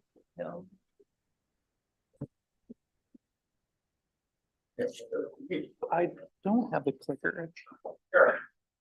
Just tell me when to click. I said I was gonna make this like 2 minutes and you're cutting into my time, so. The, Keep in the bag. this is the first kind of full budget cycle that we've gone through. Yeah. No, I don't. Just tell me when to click and I'll take it. You break that. Oh, thank you. I'm done. He's throwing stuff around. I know. Wow, this is starting out really slow. Let me tell you, so I'll apologize in advance. This presentation is like the blandest thing in the world. The stuff in your agenda packet is a spreadsheet and then another 10 pages of spreadsheet. There's just not a good way to make this very interesting, though I think it's interesting. This is the first budget cycle that we've had all of our comp plan goals and everything in effect. And one of the things we talked about during that comp plan process was using it to connect the things we do, the expenditures we have, to the goals and the desires of the community. So that's essentially what I've done here. And to show you just how boring it is, the only graphic I could insert was a screenshot of a spreadsheet. So sorry. 68 strategies across 20 different goals. I paired those up with 94 comp plan or capital improvement projects. I didn't even get into any of the lost projects, but those would also kind of get wrapped in with all that. Some notes on that real quick. I did include the fiscal year 24 projects in that as well, because this being the first year, I want to also talk about the things we've done and are doing, and then also the things we're planning to do. So that kind of shows all that. When you're looking through the comp plan goals, not every goal is associated with a capital expenditure. Some of them are kind of nebulous or things that we just do in our day-to-day work. It is a pretty good indicator of how well our capital expenditures are helping advance our goals, though. I would note that you'll see that some have lots of goals, though. Some just meet one goal. That doesn't mean that just because it meets one doesn't mean it's not an important thing. We just talked about the beautification sign. That has one goal, but in the comprehensive plan, it's a very specific goal that says do community entranceway stuff. So that's a one-to-one connection there. So the other thing, it's not a very good indicator of the other work that we do that aren't expenditures that help advance our goals, right? Like you'll look through the capital improvement plan, there'll be lots of infrastructure projects, there'll be lots of parks projects. Community development very rarely has a capital expense. Police and fire, they just have equipment expenses. That doesn't mean that we're not all doing things to advance our community comp plan goals. And then lastly, it can kind of be a useful tool to help identify maybe where we do spend future resources. So what I did on these next couple slides is I literally just looked at that spreadsheet. The ones that did have a lot of goals in them, I just kind of listed out there. And what you'll see in these two kind of slides are a lot of infrastructure expenditures focused on community growth. That's setting the stage for those next projects that we have that are going to bring that high value to the city. The charts that Luke Nelson showed and our growth of different types, the projects that Holly talks about, all of those are set in stage when we start doing these types of investments in the community. And then goals, I also then just looked through that spreadsheet again, and the times I saw a goal show up again and again and again, I just pulled that out real quick. If you look at these and kind of read some of the words on them, you see the word maintenance a lot. So we're doing things to maintain the community, maintain the things we have. You also see the word improvement a lot. We're doing things to improve the community so that that growth can happen. Maintain is a lot like preserve. Yes. Yep.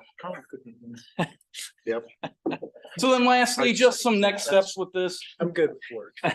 Again, the first kind of time that we've tackled our budget planning and this comprehensive plan stuff together, we want to continue to do that, explore ways to do it. Hopefully we can integrate it a little bit better next year into things and not just have it be this standalone spreadsheet. We'll look at that. But then also using it in other things. I know Luke Nelson's talked about council goal setting sessions coming up. That would be a good time to also take a look at these to see how those things align. And then connecting them to other plans. Right now, all I did was looked at the comprehensive plan, but we've got a greenways master plan. We've got these other planning things that we've done that also help advance our goals of the city. So, try to connect that all back together for y'all at one point. And then lastly, I mentioned before, we do a lot of other things to help advance these goals. Looking at some ways that we can help communicate to you guys some of those non-expenditure related things we do or doing and how they advance things. Some meetings that Luke and Holly and I had today, probably a pretty big one towards some of that stuff. We can't tell you about that, but that's what I have. I don't know how long my time was, but hopefully that's her fault. I would tell you all day long, but she said I can't. So, yeah. Any questions? Happy to talk through any of it, but I know we're getting on to council stuff, so. Always feel free to reach out about it as well. All right. Thanks, Luke. Thank you. All right. We've been going for an hour and 40 minutes at this point. Yes, sir. I do have a comment as somebody who's new and participating in this for the first time, and it may be obvious, but it just strikes me how much trust is required to go through this whole process. I don't know if that's worth saying. There's trust in city leadership. There's trust in the fact that maybe they're thinking through their budgets as a normal human being, to think through his or her budget. There's trust in Gene and Luke to manage the process. And I suppose because right now I have a great deal of trust in all the people who are involved. I'll screw it up. I have a tendency to go along. What's nice is that there's a history of their work and their ethics. We can have that trust, Yeah, right? So your you point all well been here taken. longer, Yeah, so I right. think in my conversations with you two, there's verification of that as well. Yeah. But it requires a lot of trust. Well, you've probably been working on it for what, how many months? Probably never More than we stopped. like to admit. Probably never stops, quite frankly. Non-stop. I think Gene got started end of October, mid-October, something like that. Yeah, it's been a while. And if you thought about each line item or each. Oh, yeah, for 5 exactly. minutes. You'd spend the whole weekend. Yeah. And then another couple days doing it. So you can't, it's just not, that's not feasible. But I appreciate all the information. Don't get me. Same time. And so, and George comes from a background of being on the school board, which has a massive budget as well. So you've kind of gone through, processed through that. But you're right, there's a lot of trust there. What I see as a good thing about having two new council members is you guys got questions and it kind of pulls it back for us too. That, okay, it's good to have those questions out there because if we have the trust there and we've gone through it before several times, so maybe we don't ask the questions that we should be asking. That's when I got off the school board. Somebody asked a question. I go, I would have asked that 2 years ago. And I go, it's time for me to get up. So. So there you go. I will tell you from a staff perspective, we appreciate the trust at the same time. Scrutiny. Yeah. Asking the questions. Jason, I think I specifically spoke to you and give a tip, hey, find two things. Yeah. You know, it doesn't have to be everything, but find two things. Maybe it just looks a little off. Ask about it. Your staff, our staff really appreciate that involvement. We want to know that you're looking over those things and looking out for the taxpayers. Okay. Does anybody besides me need a quick break? Let's take 5 minutes. Yes, All right. Okay, so we're gonna take a 5-minute recess. We'll be back in 5. That would be 6:47. We're going to recess at 6:42. All right.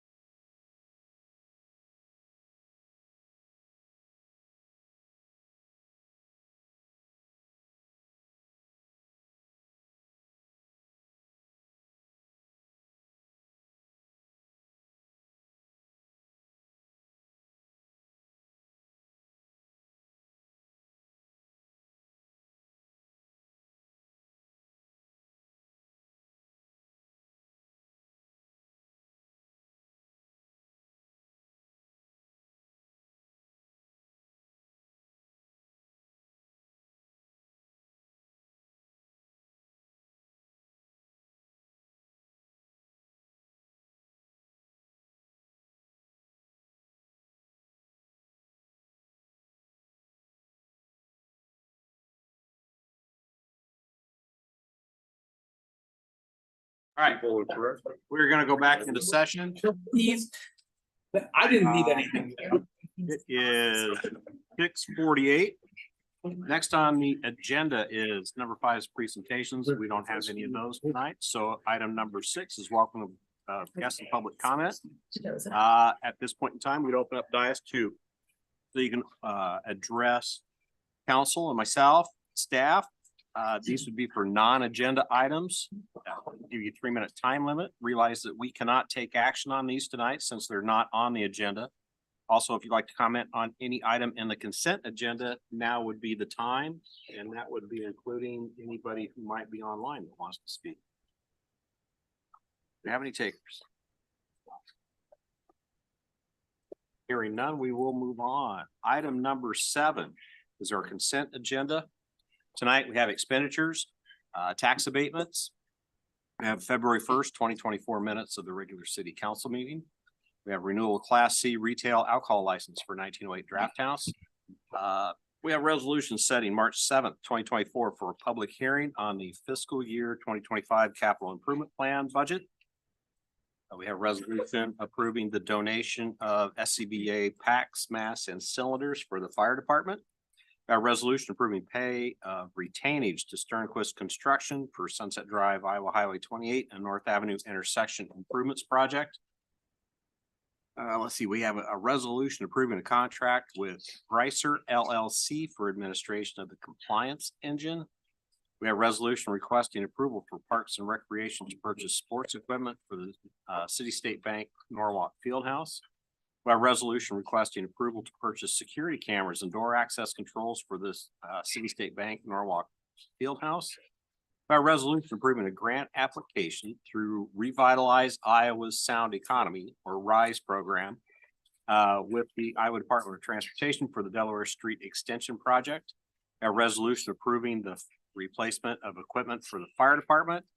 We have 3 resolutions approving pay estimates for the Norwalk Fieldhouse project, and we have monthly reports. Can I get a motion? Okay, motion by Livingston, second by Brown. Lindsay, would you call a roll? Councilmember Brown, Yes. Cool, Yeah. Livingston. Yes. Meineke, Yes. Baker. Yes.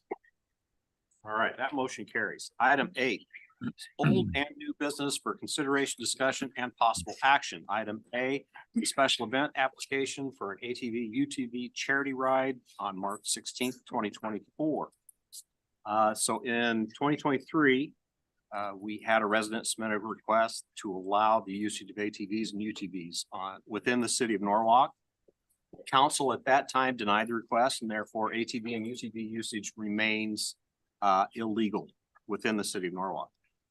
This event is to ride ATVs, UTVs from 1908 Draft House, west on Beardsley, south on 50th, and then west on G14 to an unknown destination. The meeting is supposed to start at 10:30 a.m., but there is no time allocated for the riders to leave 1908, and there's no time listed for their return.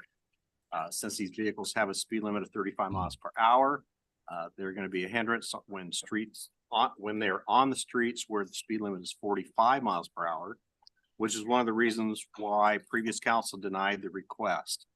If council approves the special event, I would ask they put a stipulation on the application that the riders must caravan out of town at a specific time and caravan back into town at a specific time, which would limit the exposure to these slow moving vehicles, thus making the event safer.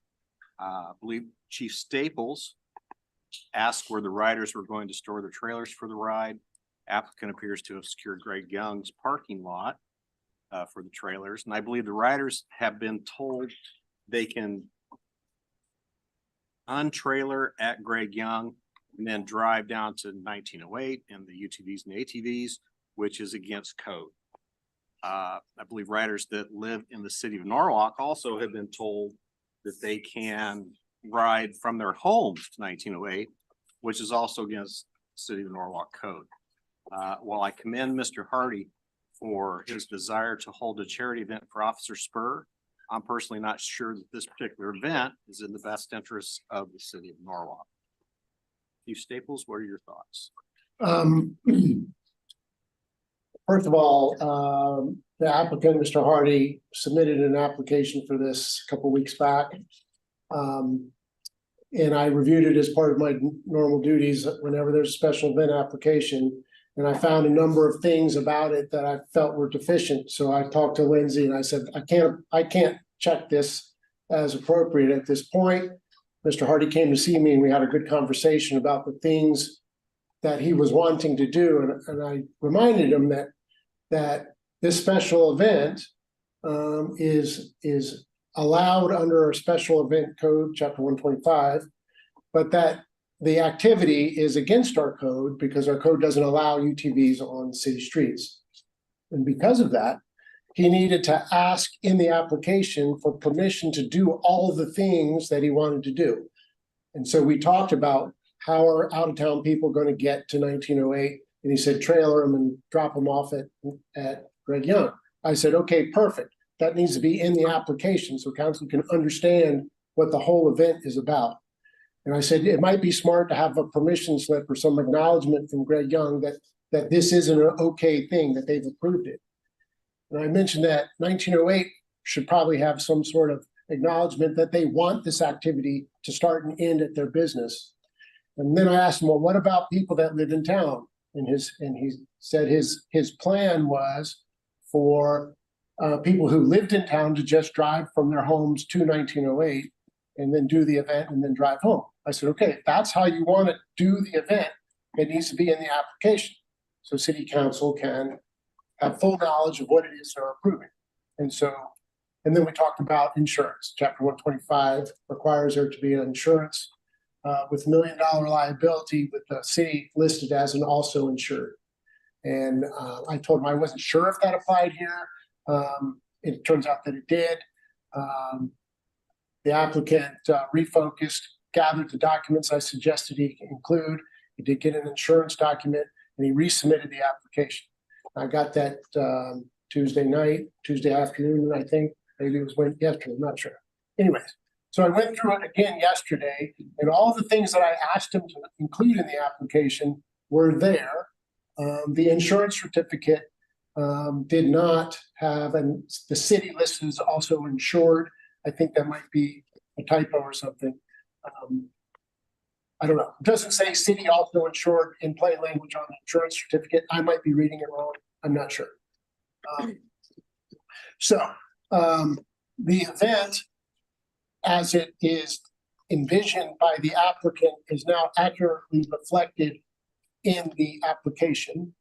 I provided comments to you in writing, which I just told you verbally, so that you could be fully aware as to whether or not you want to approve the application. I will say from a policing perspective, if there is a caravan out of town and into town, it's probably not an event that the police will have a difficult time policing, for lack of a better word. But my concerns are on the paper for you to ask questions about, debate. I feel like my role whenever there's a special use permit is to review it, make sure what they're asking to do is fully explained so that you can make a complete informed decision.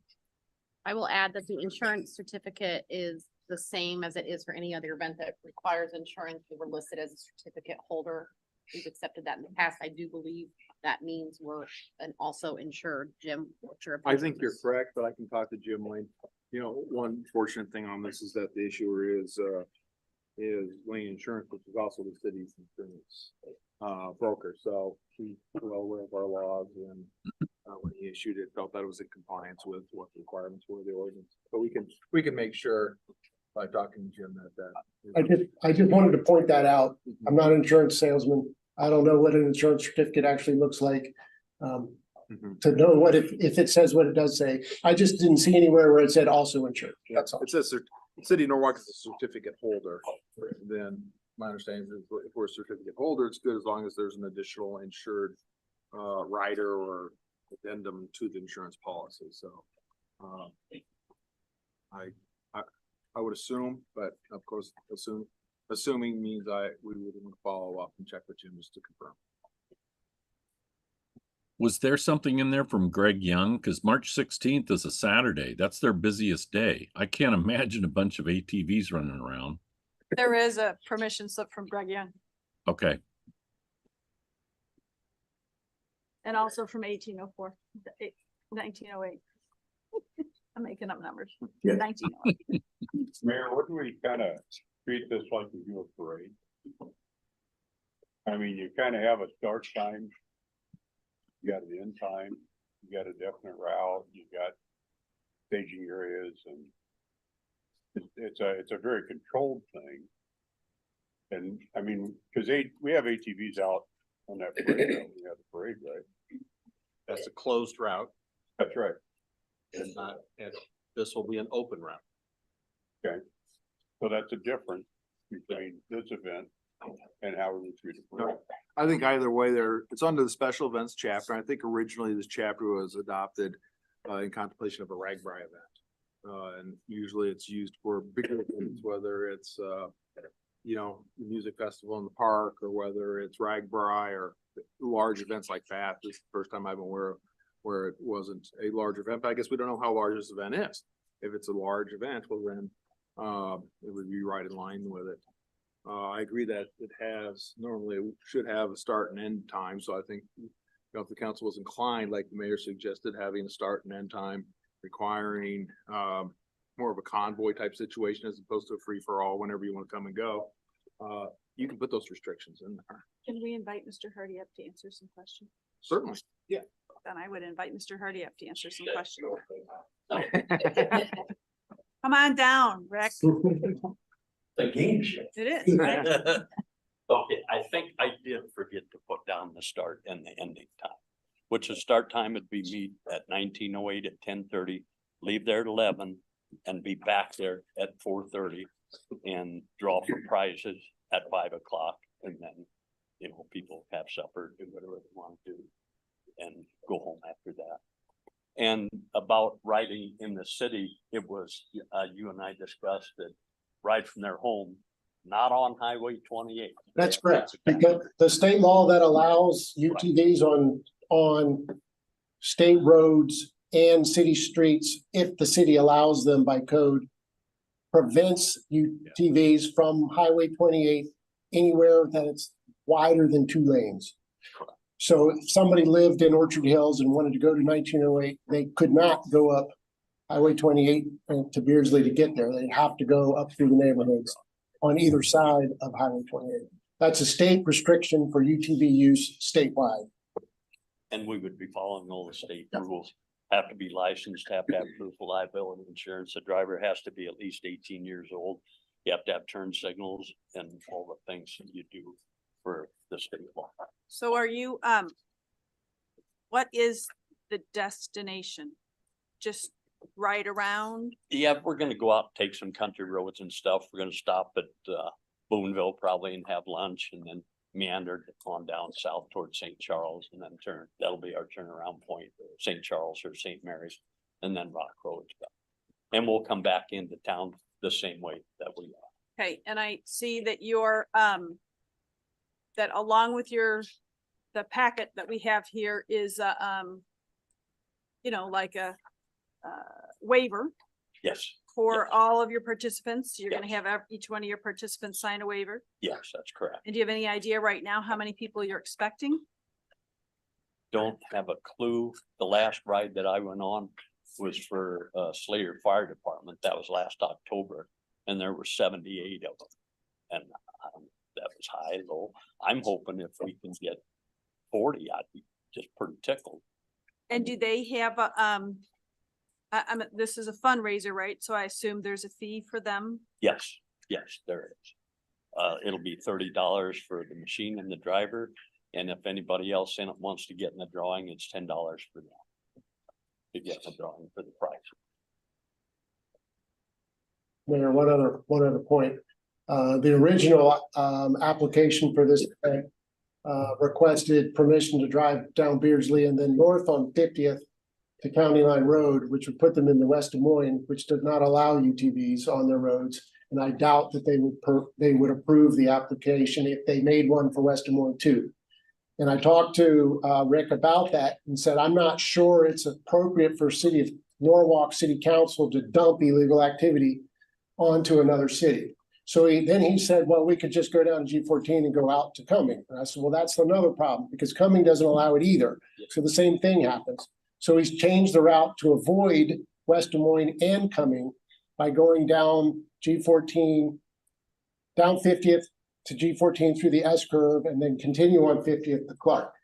So he would not, if council approved this permit, you would not be dumping illegal activity into another city. You would not be approving activity in Norwalk that becomes illegal as soon as it enters into another city that's adjacent to us.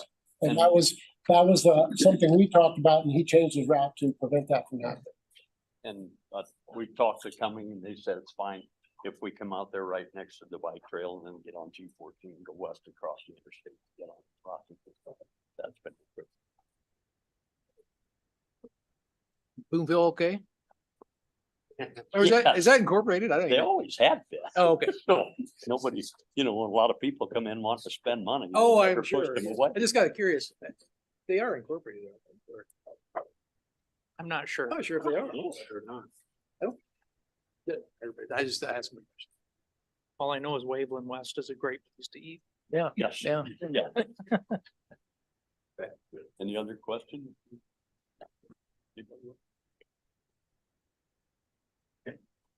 What are your thoughts? I think I think the start finish time is important. I think the only thing that kind of concerned me when you're talking about the event on the schedule of it, I think all the ATVs probably need to be trailered before dark.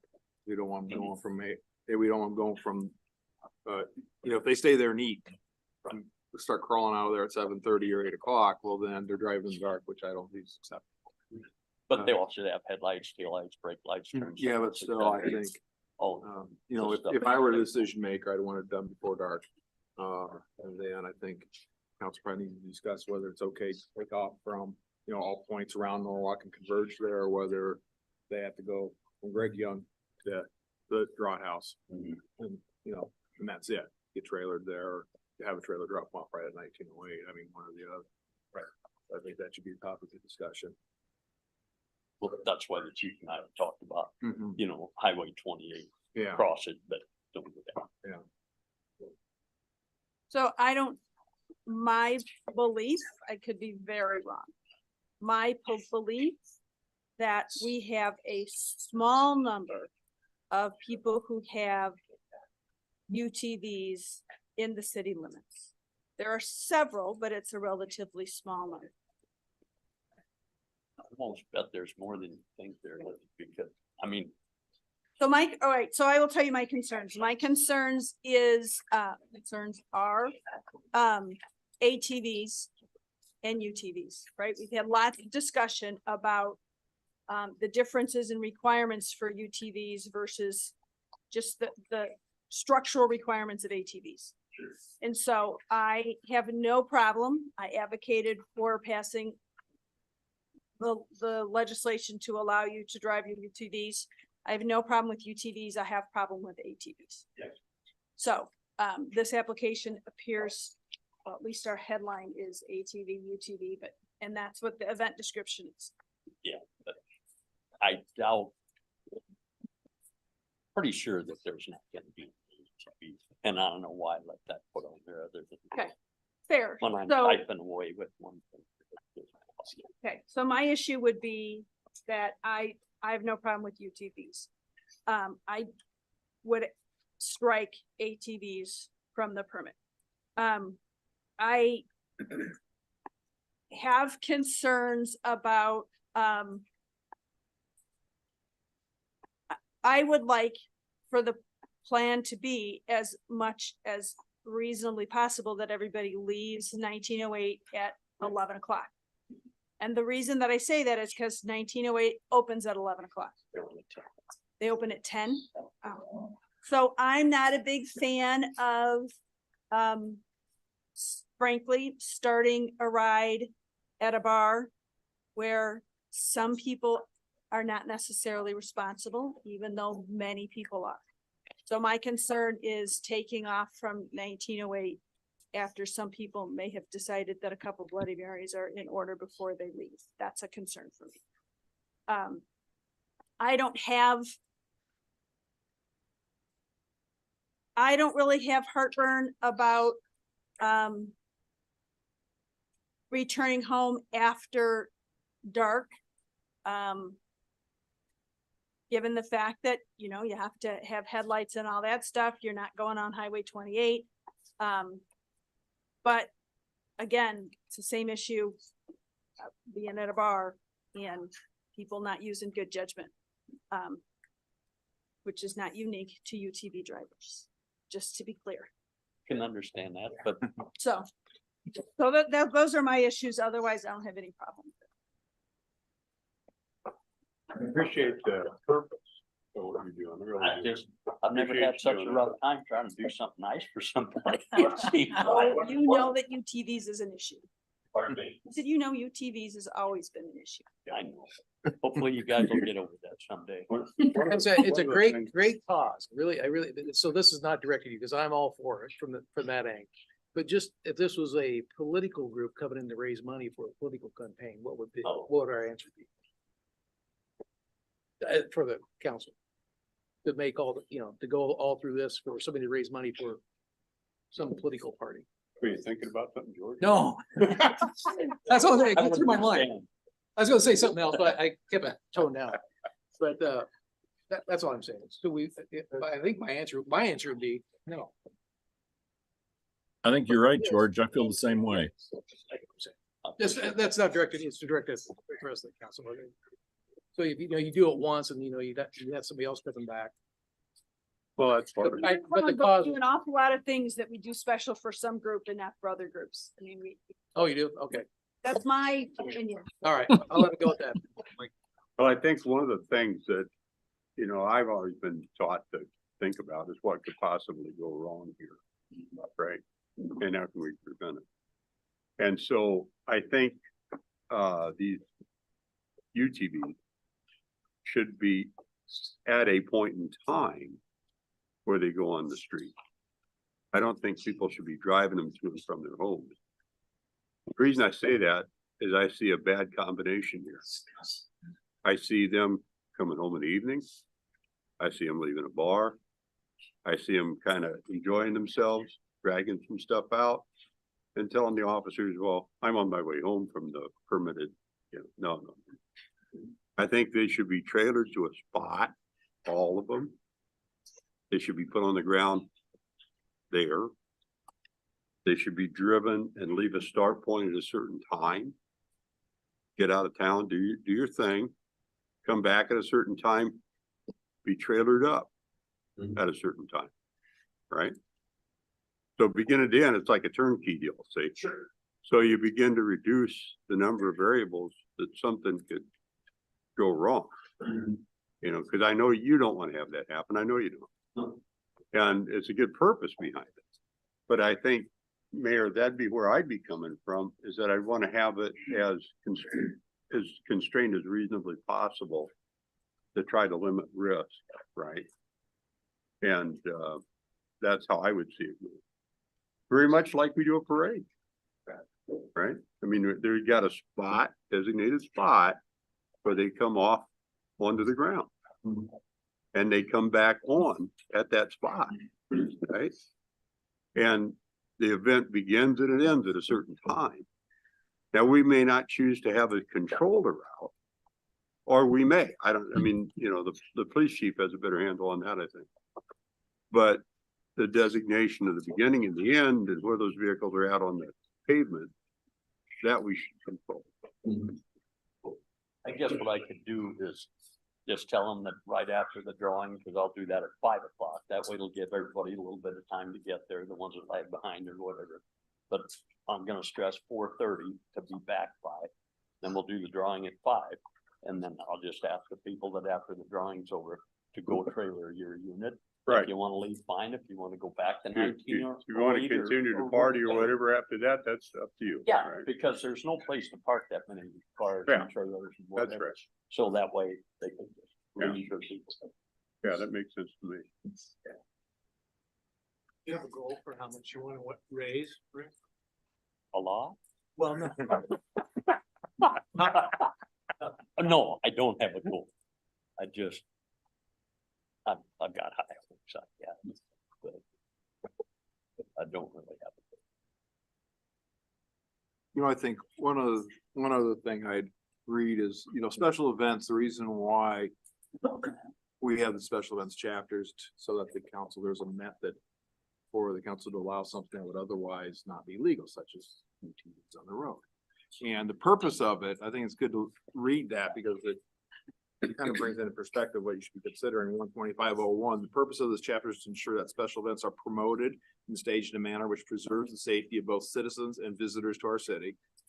To ensure that all promoters of these events are treated fairly in accordance with their particular needs in the promotion of that event. So I think that gets into what George was saying as far as, is it appropriate to consider, you know, the purpose of it? Because we have to treat everybody fairly.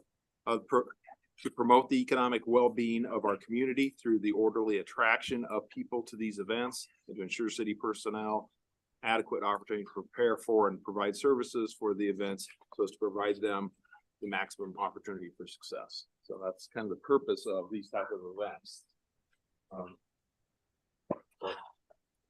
In my opinion, if you have 40 or 50, that's a big event that probably is appropriate in special events. I mean, if after all this is done, there's 3 people. Yeah, it's probably not a special event, probably wouldn't be considered in the future, you know, so. Yeah, and I can't tell you what the weather's gonna Exactly, be that day. understood. Some of them have heat and air conditioning in them, and some of them are like mine. It's just, Yeah. it's a sissy person. I'm not right. Yeah. Heat. Yeah. I got Carhartt. Mm-hmm. But, you know, the majority of them will probably be like that. Mhm. So hopefully the weather will be nice. Yeah.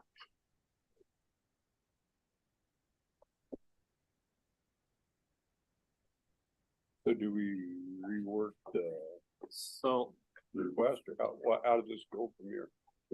I think we can, what we can do is the council has the discretion to approve the permit with, you know, these restrictions on. I see the mayor over there taking notes, so I got a feeling he's writing not restricted.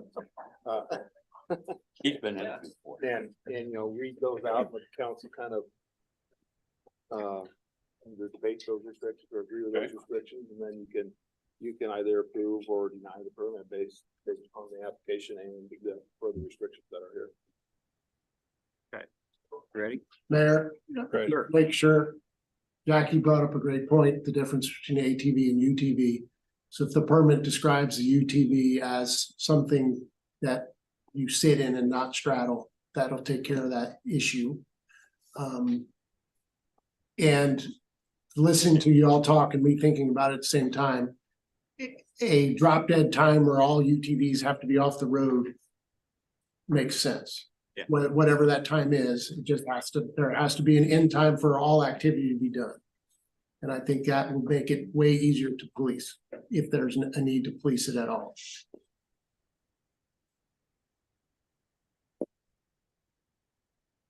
You right here, the list. Okay, so we need to open up the route to and from Greg Young, 1908, because that's not part of the route right now. Remove ATVs from the event. And we could say side-by-sides only. That'd be the UTV. Yeah. Okay. Yeah. Caravan or convoy in and out of town. So they're all together. You have to trailer to Greg Young. And then have everybody trailered before dark. Even the people that live in Norwalk have to trailer to right down. Yes. Yes. I would say so, yeah. That's a further drive from my house, for instance. So what's everybody think? Yeah. I agree. That's, otherwise you can't control it. Right. Yeah, I don't have a need to trailer, Norwalk residents to trailer to Greg Young. question. I'm not into ATVs and UTVs.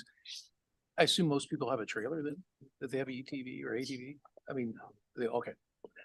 But for instance, I think what Rick is saying is he doesn't keep his trailer at his house. So he'd have to go get his trailer, come load up his UTV, trailer it.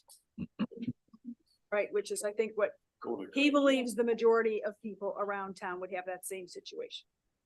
Their trailers are Not, on the not with, countryside somewhere. Yeah, okay. I think if it is all trailer to Greg Young, you know, any sort of like people coming and saying, hey, notice just people joyriding their UTVs around town, you know, to and from. It's a way of diffusing that a bit more too. I agree. That, no, it was a special event. Everybody played by these rules. It's raising money for this.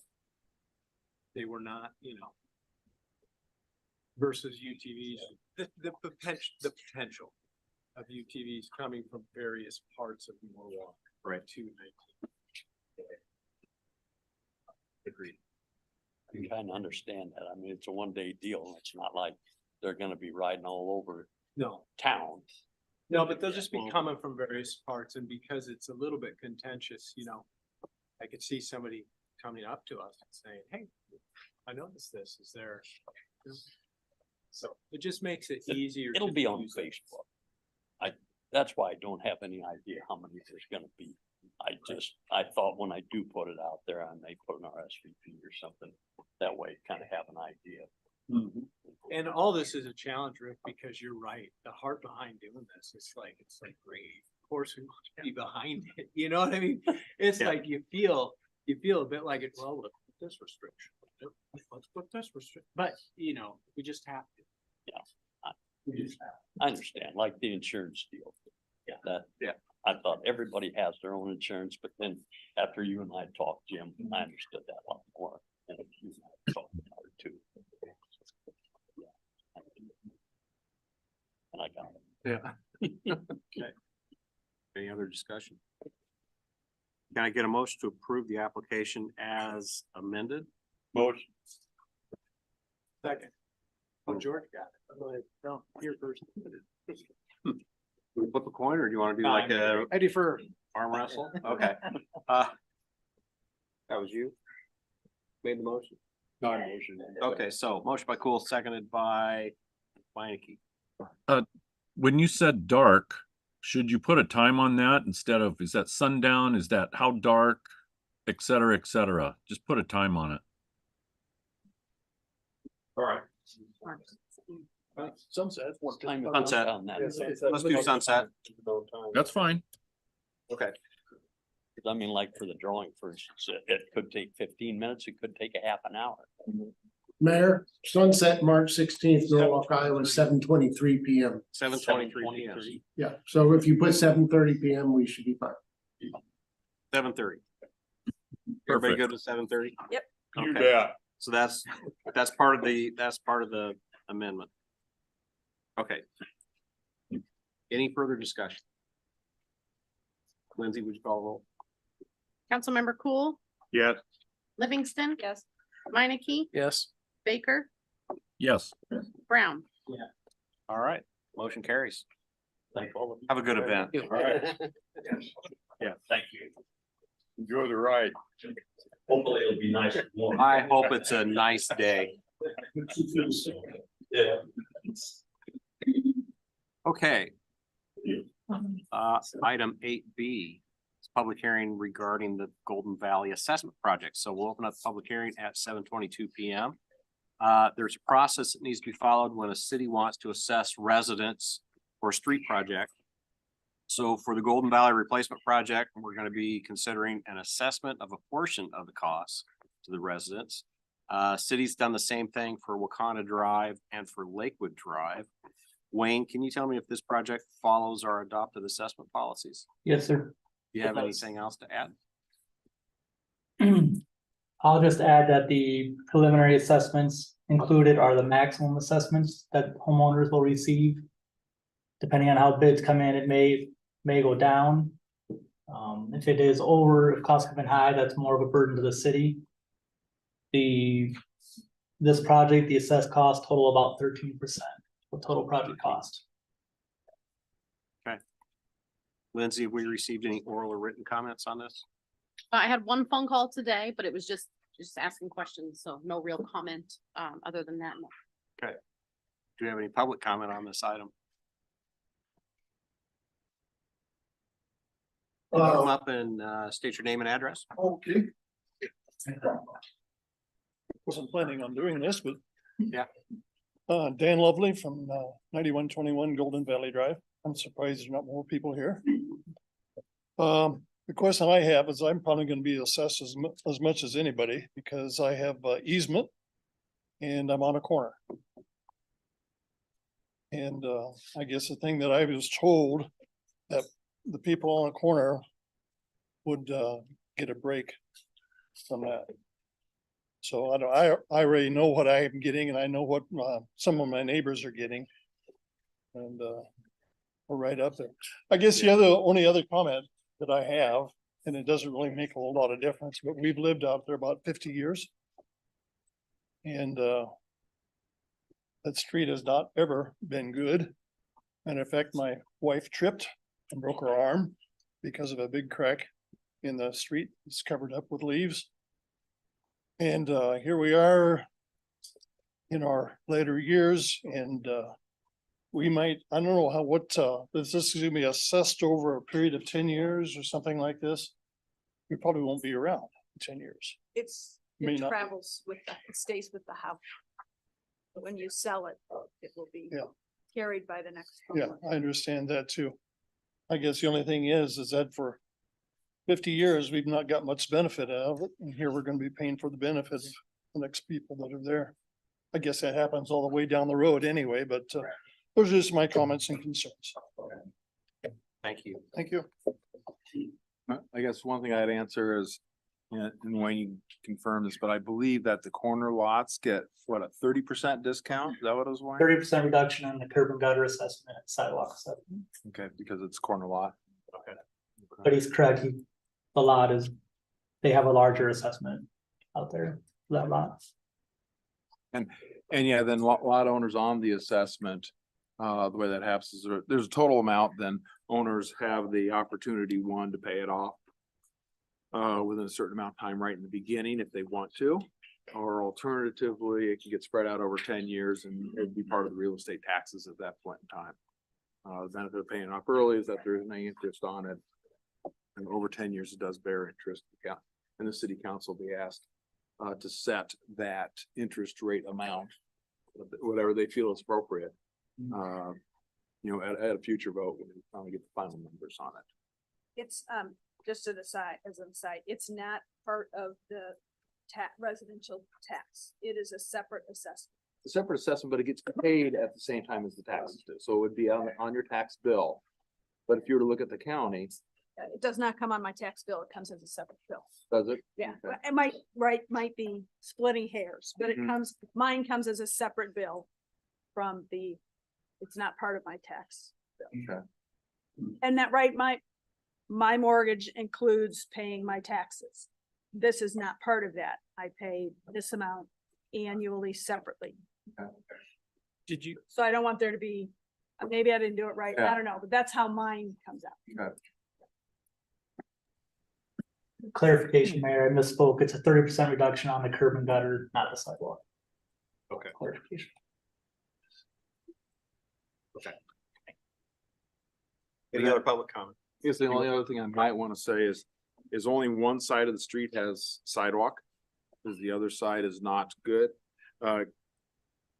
Apparently there's a big hill or something like that where it's not practical to have a sidewalk. So the cost of the sidewalk is not being fully assessed to the owner in front of the house. It is spread out to not only the people on the side of the street that have sidewalk, but it's also being assessed to the people across the street that don't have a sidewalk to get them to share it because they're not having to put one in.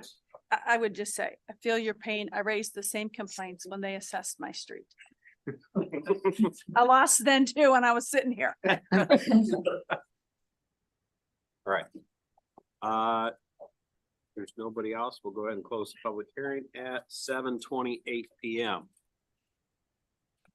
Item 8C is resolution of necessity for the Golden Valley Assessment Project. So this resolution of necessity indicates that council believes the project is necessary and that assessing the residents is appropriate. Wayne, I'll let you take it from here. I have nothing to add. Okay. If there's any questions. Any discussion, comments, questions from council? I would just add that, right, when we started this project many years ago and redoing streets, we agreed then that this was, we were gonna treat everybody, all of the road improvements the same and do an assessment. And I didn't like it then, I don't like it now, but I get it and I support the consistency. Okay.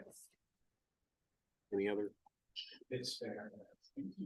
Yeah, this is a project we need to do and we need to stay with our policy. Yeah. Any public comment? Motion. Thank you. Second. So motion by Livingston, seconded by Poole. Any further discussion? Lindsay, would you call the roll? Councilmember Livingston. Yes. Meineke, Yes. Baker, Yes. Brown, Yes. Cool. Yes. All right, motion carries. Item 8D is resolution to provide for a notice of hearing on proposed plans, specifications, form of contract, and estimate of cost for the Golden Valley Assessment Project and the taking of bids therefore. So this resolution sets public hearing to be held March 7th to approve the project. Wayne? No comment. Any discussion, questions with council? I do have a question. You mentioned that it's going to be interest bearing for the resident. How is that interest set? And is it adjustable? Can we adjust it? Does it go on 10 years and they can't change it, or what is, I didn't know how that was done. That's how it was done before. Yeah, We voted on it and it was Yeah. a set amount Uh-huh. if it wasn't paid up front. It's discretionary on behalf of the council. So the council can choose the interest rate that they want to set. You know, usually you look at obviously the current interest rates of that day, maybe what home mortgage rates are versus credit card rates. Take into account all that and the council decides what they think is a reasonable interest rate. Okay. It can be paid off at any time throughout that 10 years, but you know, there will be up to a 10-year payoff period. And interest is always charged on the outstanding balance till paid in full, unless it's paid, I think, within the first 60 days or 90 days after assessment, then they can pay without interest if they want to do it right away. I think, Brian, we set, when we did our street, I think we set it at 3%. Okay. I was just thinking right now they're kind of spiked. It's kind of unfair for them to pay the current. I mean, the mortgages right now are like 6.9, and I'd hate to put that on there because I have a feeling they're going to go down over the next couple of years. Or you get to, there will be an opportunity for you to set the rate at a future meeting. Okay. And if they do Just go, curious. yeah, if they go down the next couple of years, you know, of course, a mortgage company will always take that into account, that that'll be a lien on the property and they could wrap that into a mortgage in the future if there's current buyers or individual, you know, refinancers if there's, you know, big interest rate fluctuations. So there's a little bit of insulation for the property owner in that event too. Okay. I'll move it. Yeah, he beat you again. Okay, so motion by Livingston, second by Meineke. Any public comment at all? All right, hearing none. Lindsay, would you call roll? Councilmember Meineke, Yes. Baker, Yes. Brown, Yes. Cool, Yes. Livingston. All right, motion carries. Item 8E. It's resolution initiating rezoning, referring the zoning amendment to the Norwalk Planning and Zoning Commission and setting a public hearing regarding the proposed zoning amendment to chapter 175B zoning district regulations and 175C overlay zoning district. So before we begin talking about this specific item, I'm going to let Jim explain why we have a change in procedure for zoning requests. Okay. I think, meeting with Lou Paris and I basically together, after our recent rezoning process that we went through, up at Legacy Circle, it's not, past rezonings hadn't been illegal. We did follow procedures, but I really wanted to almost itemize it out so it's much more clear in the minutes and the procedures on how we're doing this.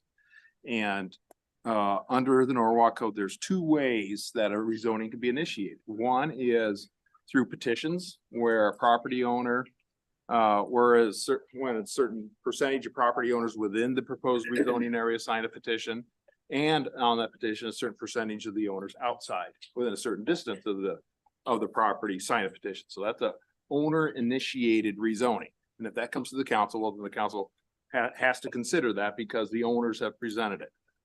The other method for initiating rezoning is a council initiated rezoning.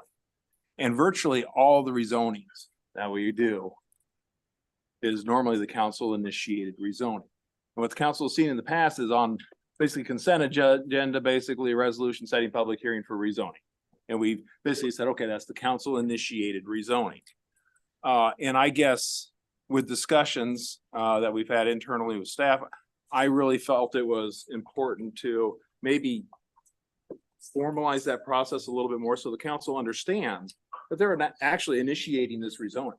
And when a property owner comes in and says, boy, I really want to rezone that over to commercial, or I really want to change the densities on this apartment over here, I want it to be clear to the council doesn't have to initiate that.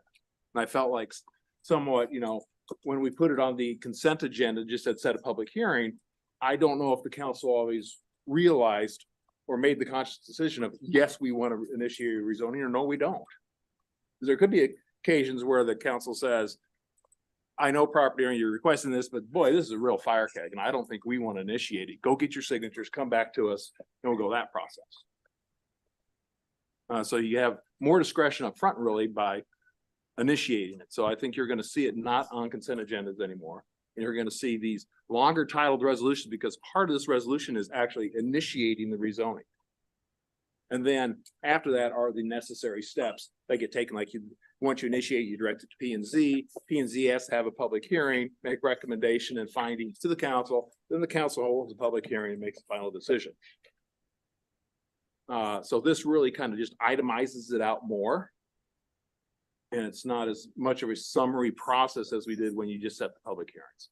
And I wanted the council to consciously make that decision because I don't like the council in the position of having a bunch of property owners in here screaming and yelling about a rezoning unless that council consciously makes that decision to initiate that rezoning. Makes sense to me because then the local people have more say initially. Yeah, I mean, they come in, I mean, they have to get their signatures first. Mhm. Yeah. As opposed to council doing it and coming in with, being upset or something to that effect, like one event. I don't know if that was what happened, but I really wanted to make sure the council knew that their wrists weren't tied every time we had a property owner that says, hey, I want to rezone. Council doesn't have to take that on and commence that process. The council could say, no, here's what you can do instead. Go out and get your petitions. And I just, I really. And this also becomes a buffer for planning and zoning then too, right? Because it Yeah. has to go through council before it goes to planning. That's right. And there's been times in the past when planning and zoning, makes recommendations, go to all this work, and staff has too, where you kind of, after it's all done, so it suddenly comes to the council and the council says, we don't want to do this. And then suddenly we've had P&Z spend a lot of effort to make recommendations and analysis and presentation. The council kind of looks at us like, first of all, I feel as being human that council feels pressure at that point in time just to go along with it because they know so many people put the work in on it.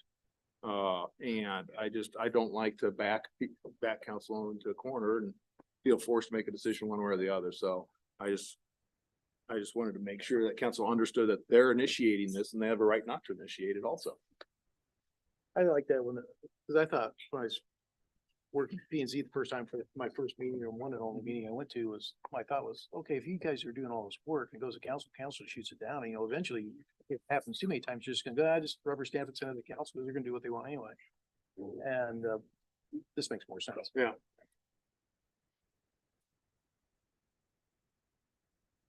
All right.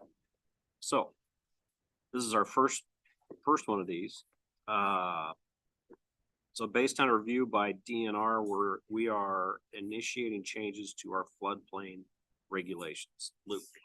Yep. Just wanted to add one more thing to what Jim had mentioned real quick too, based off of George's comment. You'll be initiating rezonings. That starts the whole process. With these, we might not have the full breadth of the information. It will be more of a high level. This is what someone's proposing. So there may be still instances where P&Z puts in work on things, works on the details, and council decides to do something different, and that's perfectly fine because that's how the process works. So there is that aspect of it. On this specific one, we've worked with the DNR. They occasionally come in and review our floodplain ordinance, really to look at it in conformance with their ordinances and their rules. They frequently have changes, and sometimes those changes are from the federal level as well. So we're just wanting to make sure that everything always kind of matches up, that we're talking about the same language and all that. So this one, in their most recent review that they conducted kind of the end of 2023, is really focused on just some textual changes that are primarily related to some terminology they use. If you ever heard the term 100-year flood, they're changing that now to base flood elevation and base flood. They're doing that. There's been lots of confusion over the years over what it means for a flood chance. It used to be the 1% annual flood chance. And then when the 1% annual flood chance happened 3 times in a row, in 3 years in a row, people would be like, what the heck? I thought it was only going to happen once every 100 years. And the same thing with 100-year flood. So they're going away from all that to this term base flood. So this, again, this resolution would initiate that process, refer it down to Planning and Zoning Commission. We'll prepare all the documents for them to review and hold those public hearings. And then we'd work with Lindsay to set public hearing for a future city council meeting to bring it back for your consideration. All right. Any questions, council? Jim, your thing, that's more of a procedural. That's more procedural. This is, because this was that was a little deeper than this one. Yeah, well, now this one here, it's a little bit less procedural because it's not the type of, it's still a zoning change. So the city is still required to jump through the hoops of public hearings, referring to P&Z, coming back, but there really isn't an individual here even requesting it. So it has to be council directed. Yeah. Yeah, because it affects generally the entire city. And to that point, and the other ones you'll see, there's probably 6 different types of zoning amendments that might come before you. Some of them will be more staff saying, hey, the state is saying we should change this. That's what we're just doing here. Some of it will be, hey, a property owner wants to change this from this. And then there's a whole bunch of things in between with PUDs and all that stuff. All right. Second. All right. Motion by Meineke, seconded by Livingston. Any further discussion or public comment?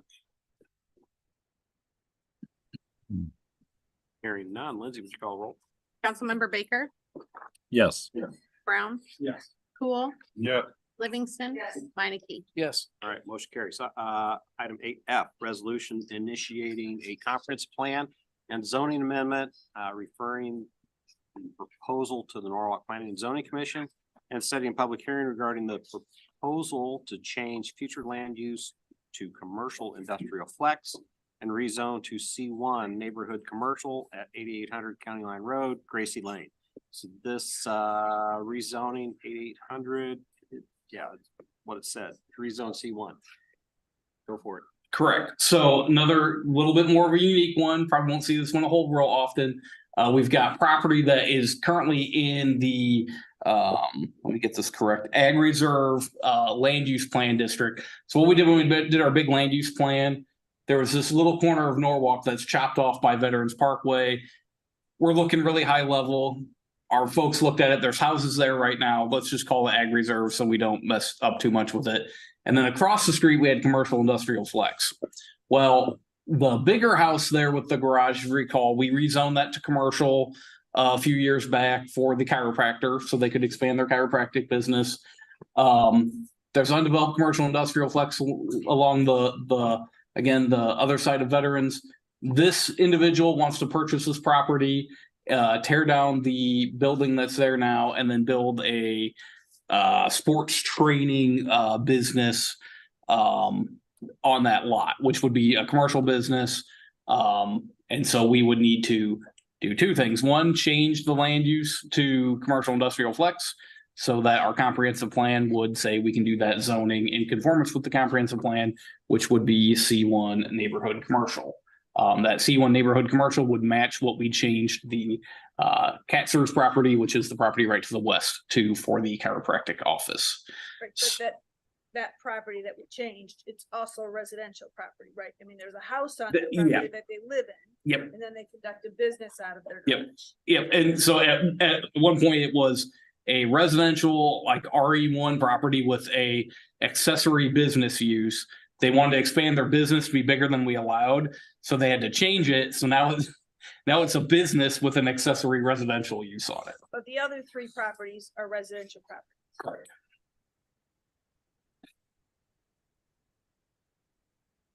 And so this is one where there's a landowner or a potential buyer asking us to change the zoning. Where we could say, no, you need to go through whatever process you need to go through. We're not gonna initiate. it. Yes, you could say we don't want That's to initiate. exactly where I'm at with this.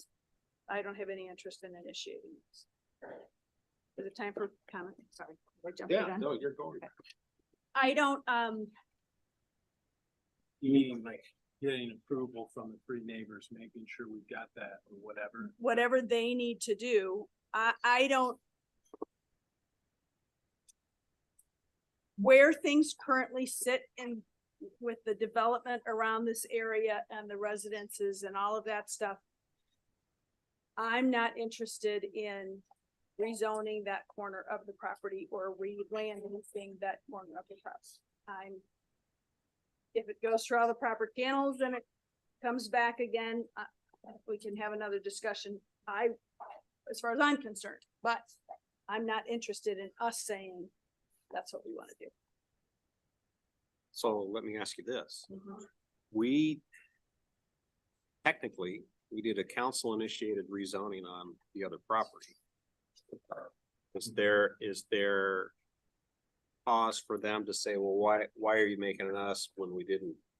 No, there's not a precedent set there. I don't believe so. I mean, that Jim's the attorney though, so. Yeah, I'm not worried about that. I mean, subjectively, they might say, hey, why are you making us do this? But legally, we have no issues.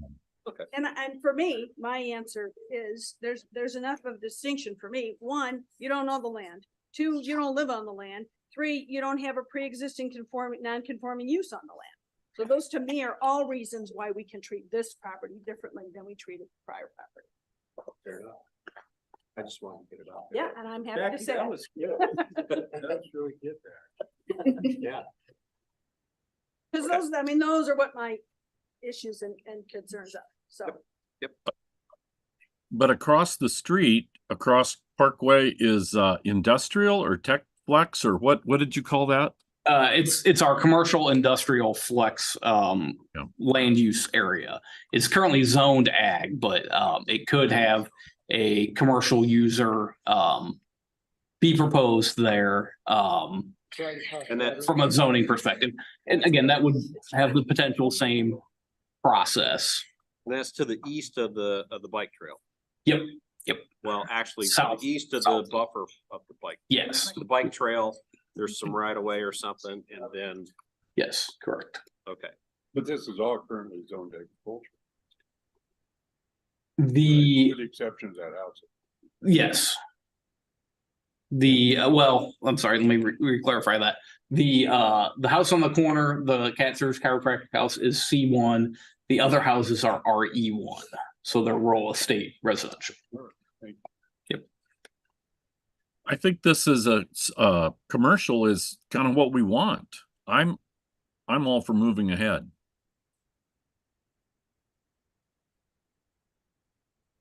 Especially since it's in line with across the street and next door, it makes perfect sense to move ahead. Okay. Other discussion from council? Or any public comment? You know, I actually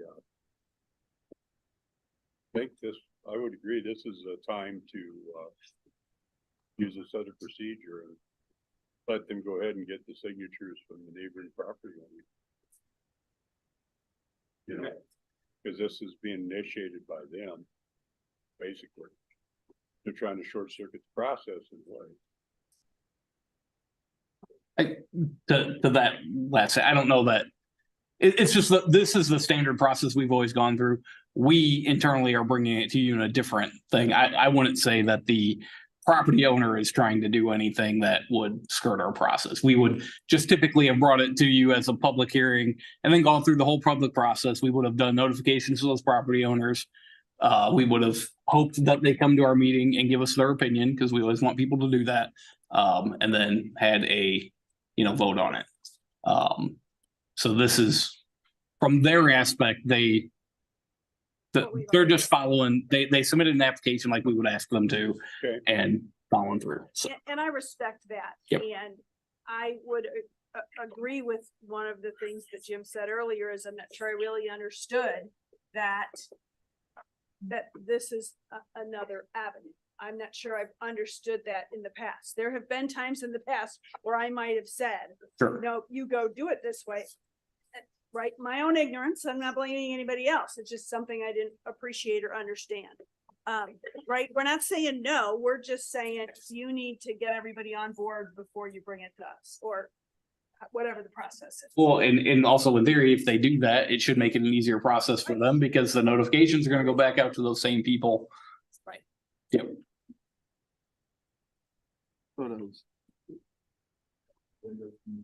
Right, so does anybody want to make a motion to approve their resolution? Motion. Okay, anybody want a second? I'll second. Okay, so I got a motion by Baker, a second by Meineke. Any further discussion? Lindsay, would you call roll? Councilmember Brown, No. Cool, No. Livingston. No.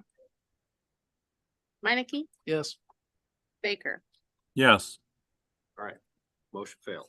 I guess one thing I would state also is that you may be aware in our code, it's like, there's a denied rezoning application.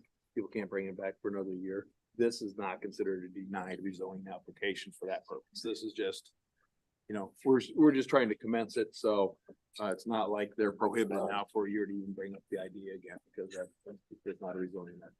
Thank you for clarifying. Yes. All right, item 8G, resolution initiating rezoning, referring the zoning proposal to the Norwalk Planning and Zoning Commission, and setting a public hearing regarding the proposed zoning amendment to the Holland Point Plan Unit Development. Luke. So this is another different way these will come forward. This is a planned unit development for Holland Point. They're wanting to do a text amendment to their plan. So kind of a hybrid between the two. The floodplain one we talked about earlier was a text amendment that staff was proposing.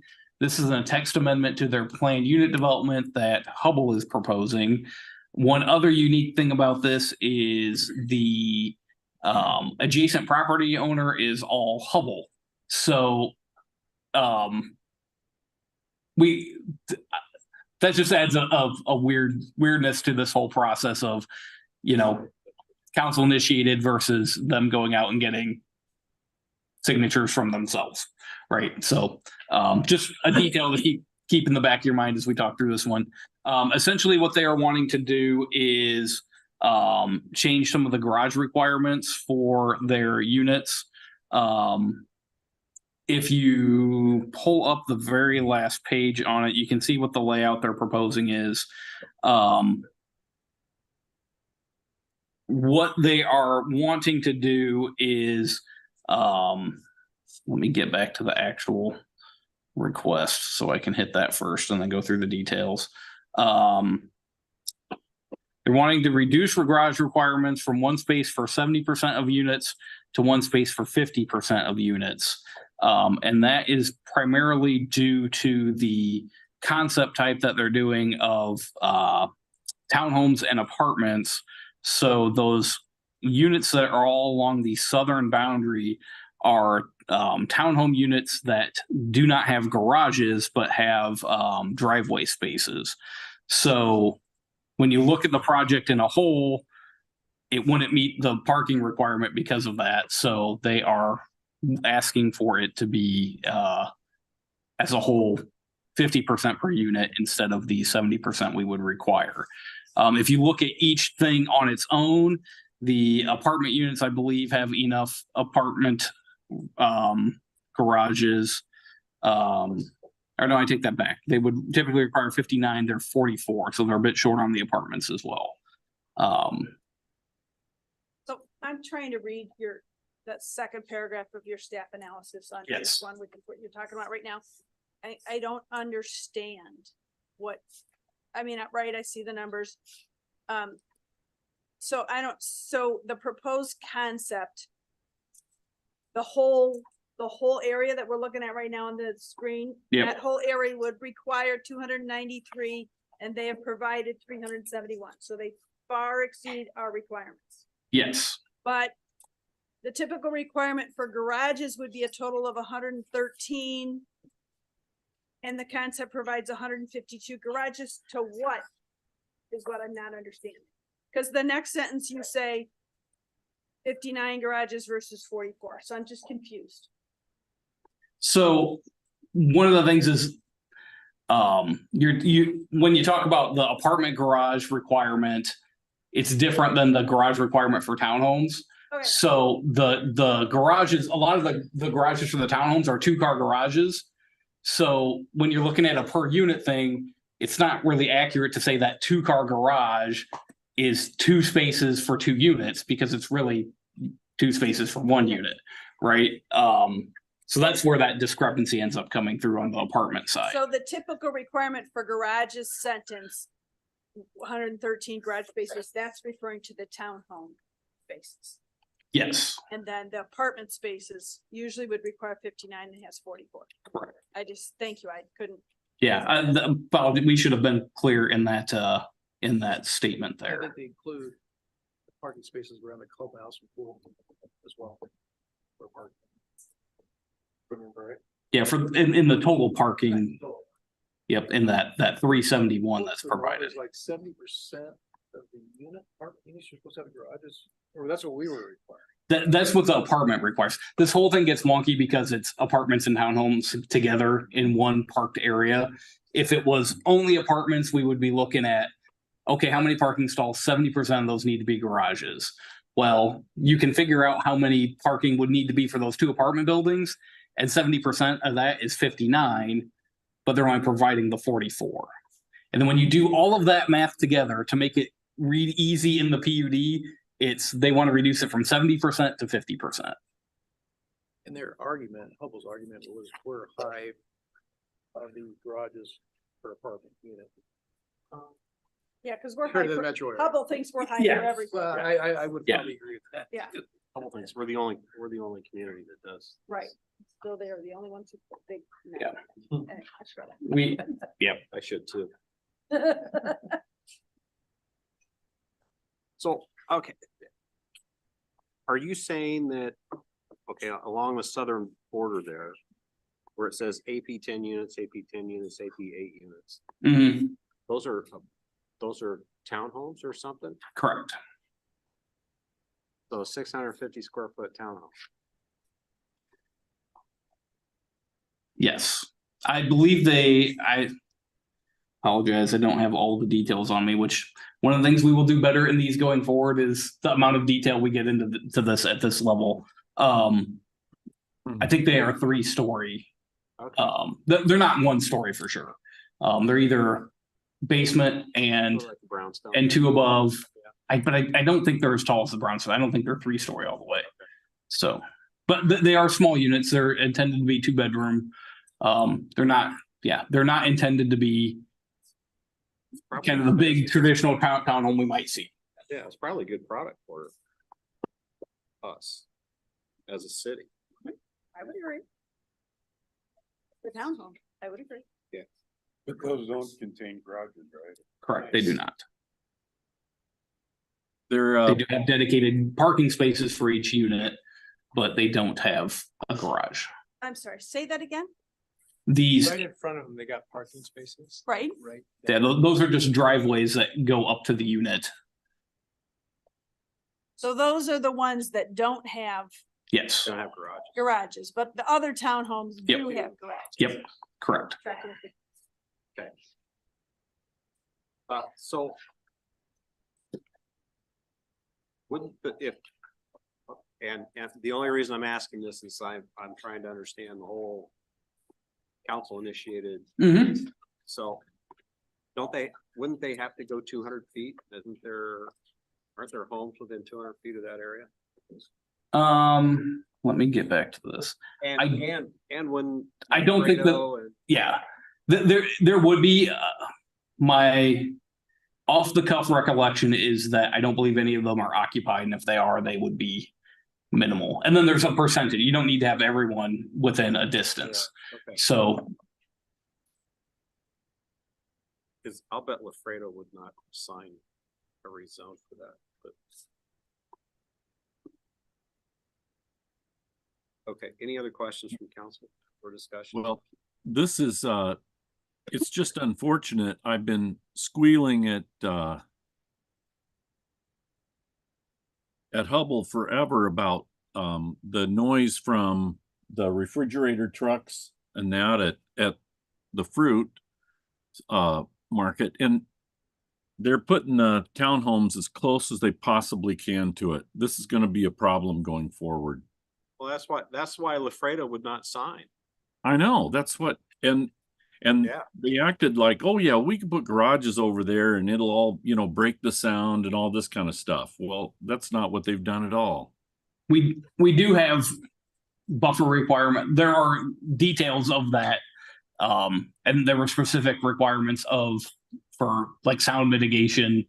As part of that, I'd have to remember exactly how it worked, but Hubble and Lafredo had some agreement related to sound and noise Yes. complaints and all that stuff. Yeah, I remember that. So, but point being that there are details to this proposal that, would be help address some of those, I believe. And certainly you could, as part of the process, require more of those details if you wanted to. It's this exhibit that they provided to us for the garage discussion certainly doesn't show any landscaping or what they would propose to do. But this before us today is whether or not we initiate. Just for the rezoning, garages. Yeah, I got it. Yep. or whether or not we help them go through it the other way, right? Correct. And what I hear you saying, Luke, is that most likely the majority that they need, or the percentage that they need of sign off, is going to be their own property anyway, correct? Yes, they need to have 50% of the area within 200 feet. Well, duly signed by the owners of 50% or more of the area of all real estate lying outside of the tract, but within 200 feet. Which is likely themselves. Like themselves, maybe one or two properties that are occupied from a house or townhome that has built, and then a quarter of their area would be Lafredo to the south. I don't think they get to KRM. To say, yes, we can initiate this rezoning, doesn't bind us to any approval of anything that they are proposing. You're just letting them go through the process and come back and hold the public hearing and, yep. All this is, it's another procedural step. It lets us have these discussions. Ideally, I would want, again, in the future to have them here to have that discussion with you as well. So we did change this up and didn't get them here for that. So we'll do better about that in the future in all scenarios. But any decision you make tonight on it is just to go through with a procedure to see it through and make a decision. So, Anybody want to make? yeah, with that clarification, I will move it because it seems an unnecessary futile exercise in having them get their, basically their own approval to do it. So I would move it. We'll make them do that though, if you want us to. I know we would. And I don't, right, my goal is not to be or right, a jerk about it. That was not the reason that I wanted it to happen in the last one. So I. I'll second that, and I'll just say, the motion I had on that second, or that first one was, I was thinking, these caught in the crossfires of the procedural change, and I thought, give them the benefit of the doubt going forward, everybody else will be under subject. That's my good explanation, but I will second your motion. All right, so got a motion by Livingston, seconded by Meineke. Any further discussion? Yeah, I'd be interested in continued conversation as this moves forward, not only from their representative, but representative from Lafredo, to see if everything's gonna work out both with that. Yep, and Lafredo will get notice of the rezoning change. So. All right. Lindsay, would you call roll? Councilmember Cool, Yes. Livingston, Yes. Minneke, Yes. Baker, Yes. Brown. Yes. All right, motion carries. Item 8H. Resolution to approve reimbursement to signature companies and Luana Bank for the Beardsley Sewer Project. So the city entered into an agreement with signature companies to install sewer main that's on this. It's not yet on the screen, but we'll be here in just a second. Sorry. Part of the payback for the sewer is performance-based. We've made 2 payments so far, and this resolution approves a third and final payment to signature. So the initial part of this agenda item includes a payment that is owed to signature as part of our development agreement. There's an additional request by staff to make full payment. That results in savings of interest costs as well as administration and review of payments. I know that's a little confusing, so I'm gonna let Luke and Gene, well, maybe not Gene. So Luke, would you go over that? And I don't care which Luke it is. Yeah, I'll start out, and I apologize. Jean had a family emergency she needed to attend to, so she had to go. I'm gonna try to say it real quickly and then detail if you need some. Paris can jump in. When this initial request took place, looking on the map, it was this 80 acres that was being contemplated for development that also allowed for additional develop roughly in this Sunset Creek Estates area. Those were the developments that were on the table for being developed if that sanitary sewer was able to go in. At that point in time, council consistently, when you were talking about entering into development agreements, even though this was not incentivized, all these costs are offset with benefited district fees. So not incentives, but when we do development agreements, oftentimes we put in some clawbacks to make sure that the developer performs. We wanted to make sure the development would actually take place.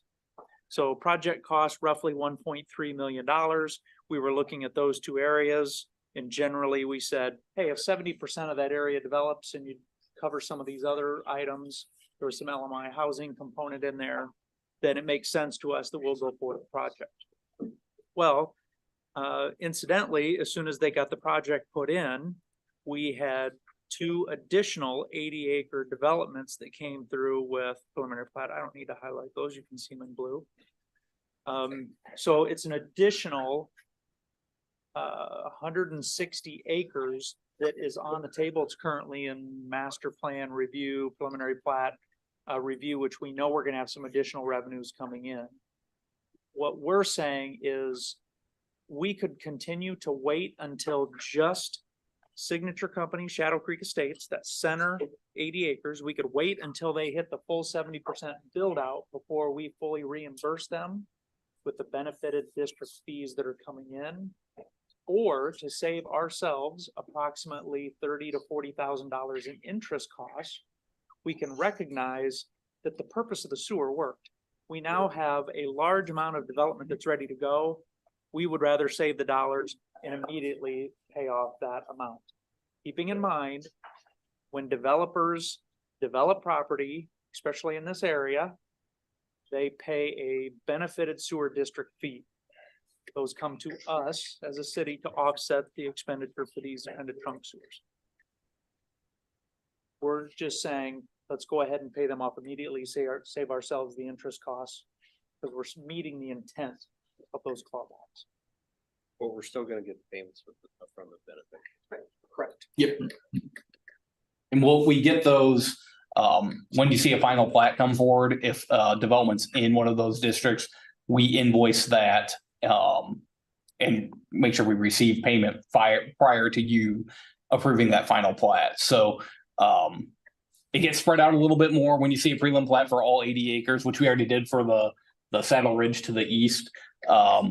We don't get, we don't have that payment yet for that, but they'll come back, they'll do a prelim plat for maybe the first 38 or a final plat for the first 30 acres. We'll have those dollars in the city coffers prior to you considering approval of that plat. It's not based on putting a house up, it's based on. Developable acres. Yep. Right. So you pay at that time. Yep. Might not be a single house, could be a pasture, it's platted. Yep. What'll be there when they pay that is all the roads, all the infrastructure, and then we'll be creating the lots.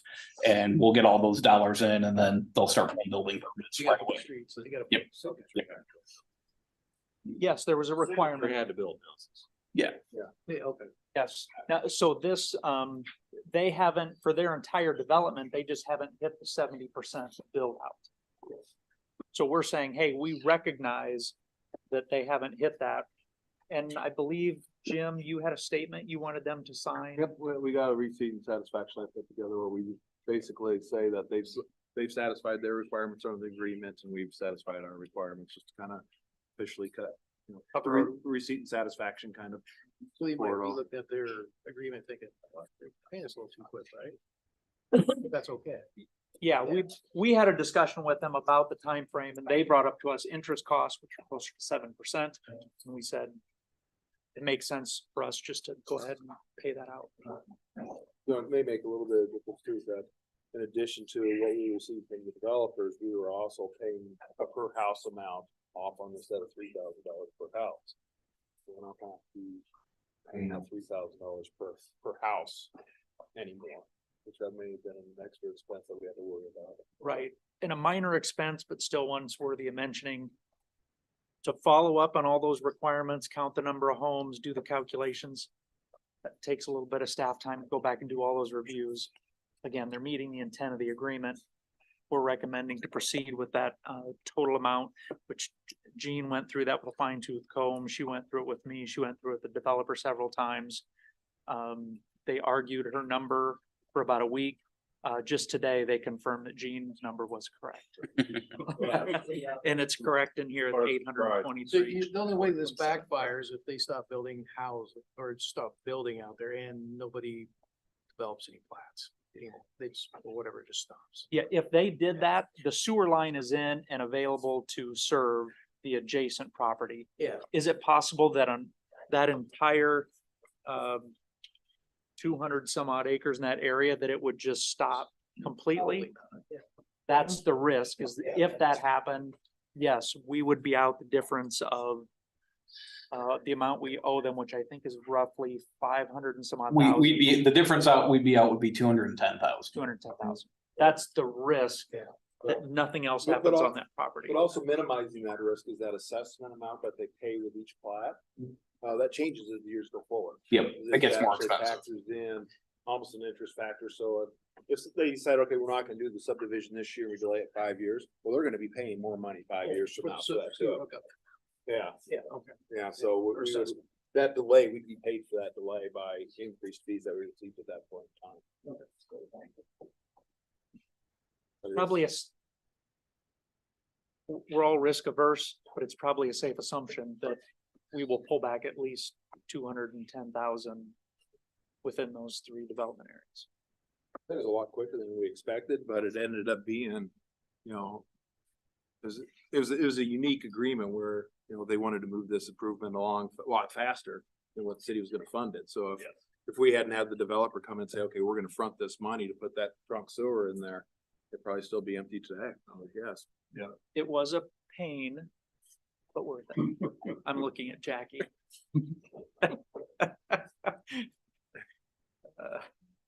Still not there with you. Okay, any further discussion, questions from So council? by having that Public input? agreement, that doesn't like set a precedent then with other developers that are gonna say, oh, you did that for them. Because what we're saying by that agreement was that they satisfied our development agreement. That's right. Yeah.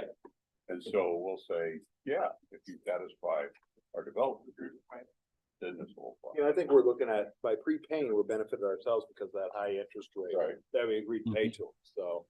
Yeah. In a way, we're benefiting ourselves by doing that. We did put together that similar agreement with Maple Heights, the Lone Tree Group. You know, I would not be too surprised if, 5 years from now, after that thing's going, we do have the same internal discussion of, hey, does it benefit us? Are we seeing more stuff happen there than we thought? And then we'll do that same analysis of should we move that forward or not? It's a lot more simple of an agreement than this one it was, so it should be easier to do. We've streamlined it a lot. But yeah, but we're not setting a precedent where we'd have to do that. So the action that we would be recommending, that staff would be recommending is to move forward with the full payoff amount. Okay. Motion. Thank you. Second. Okay, motion by Livingston, seconded by Cole. Any further discussion?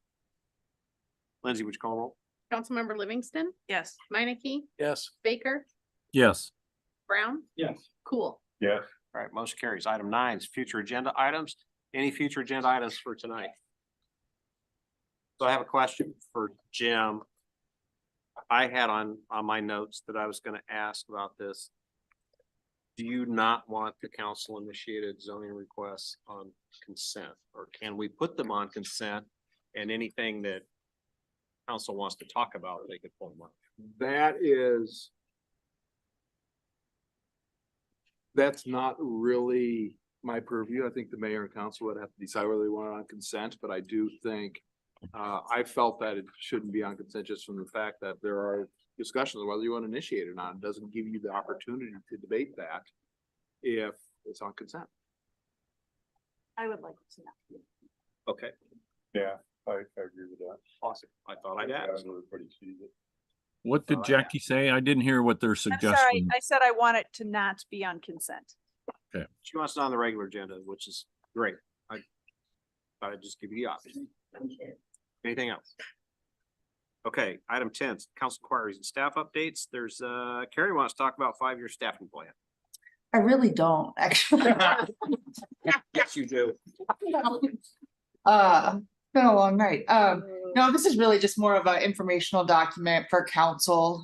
You've already heard from the department heads. This just kind of summarizes the staffing requests. And towards the back part of the document, some of the department heads submitted full staffing plans just to talk about what their needs are over the next 5 years. So it just kind of gives you an idea of where we're headed if we're going to keep the services at the level that they currently are and grow the population. The spreadsheet, the numbers there include the wages for the staff that the city manager recommends that council approve as part of the budget. Again, just all informational, and it's all information that you've already heard. Okay. Awesome. Thank you. You got anything else you want to talk about? No, just I guess the only thing I would mention is I have set up quarterly in-services for supervisors, and we had our first one last week. Meredith Jinks, if you'll remember, she's the one who we hired for the wage study a couple of years ago. She came in and talked to us about the 2024 workforce, how to communicate with different generations, what expectations of the workforce are these days. And it was a really good discussion. It was about 2 hours, but I think we probably could have had a full day with the discussion. So it was really good. So look forward to seeing her 3 more times this year. All right, thanks. Okay. Jason, Lindsay. Apply to be a census worker, please. And we are having a event February 20th at the February 20th. Yes, Yeah, 20th at the at the library. From 2 to 5 o'clock, where the census people will be back in town to do an open application party where we're going to help people fill out their application to be a census worker. All right. Okay. Robin? Nothing. Thank All right. you. Yep. Gene Strabel.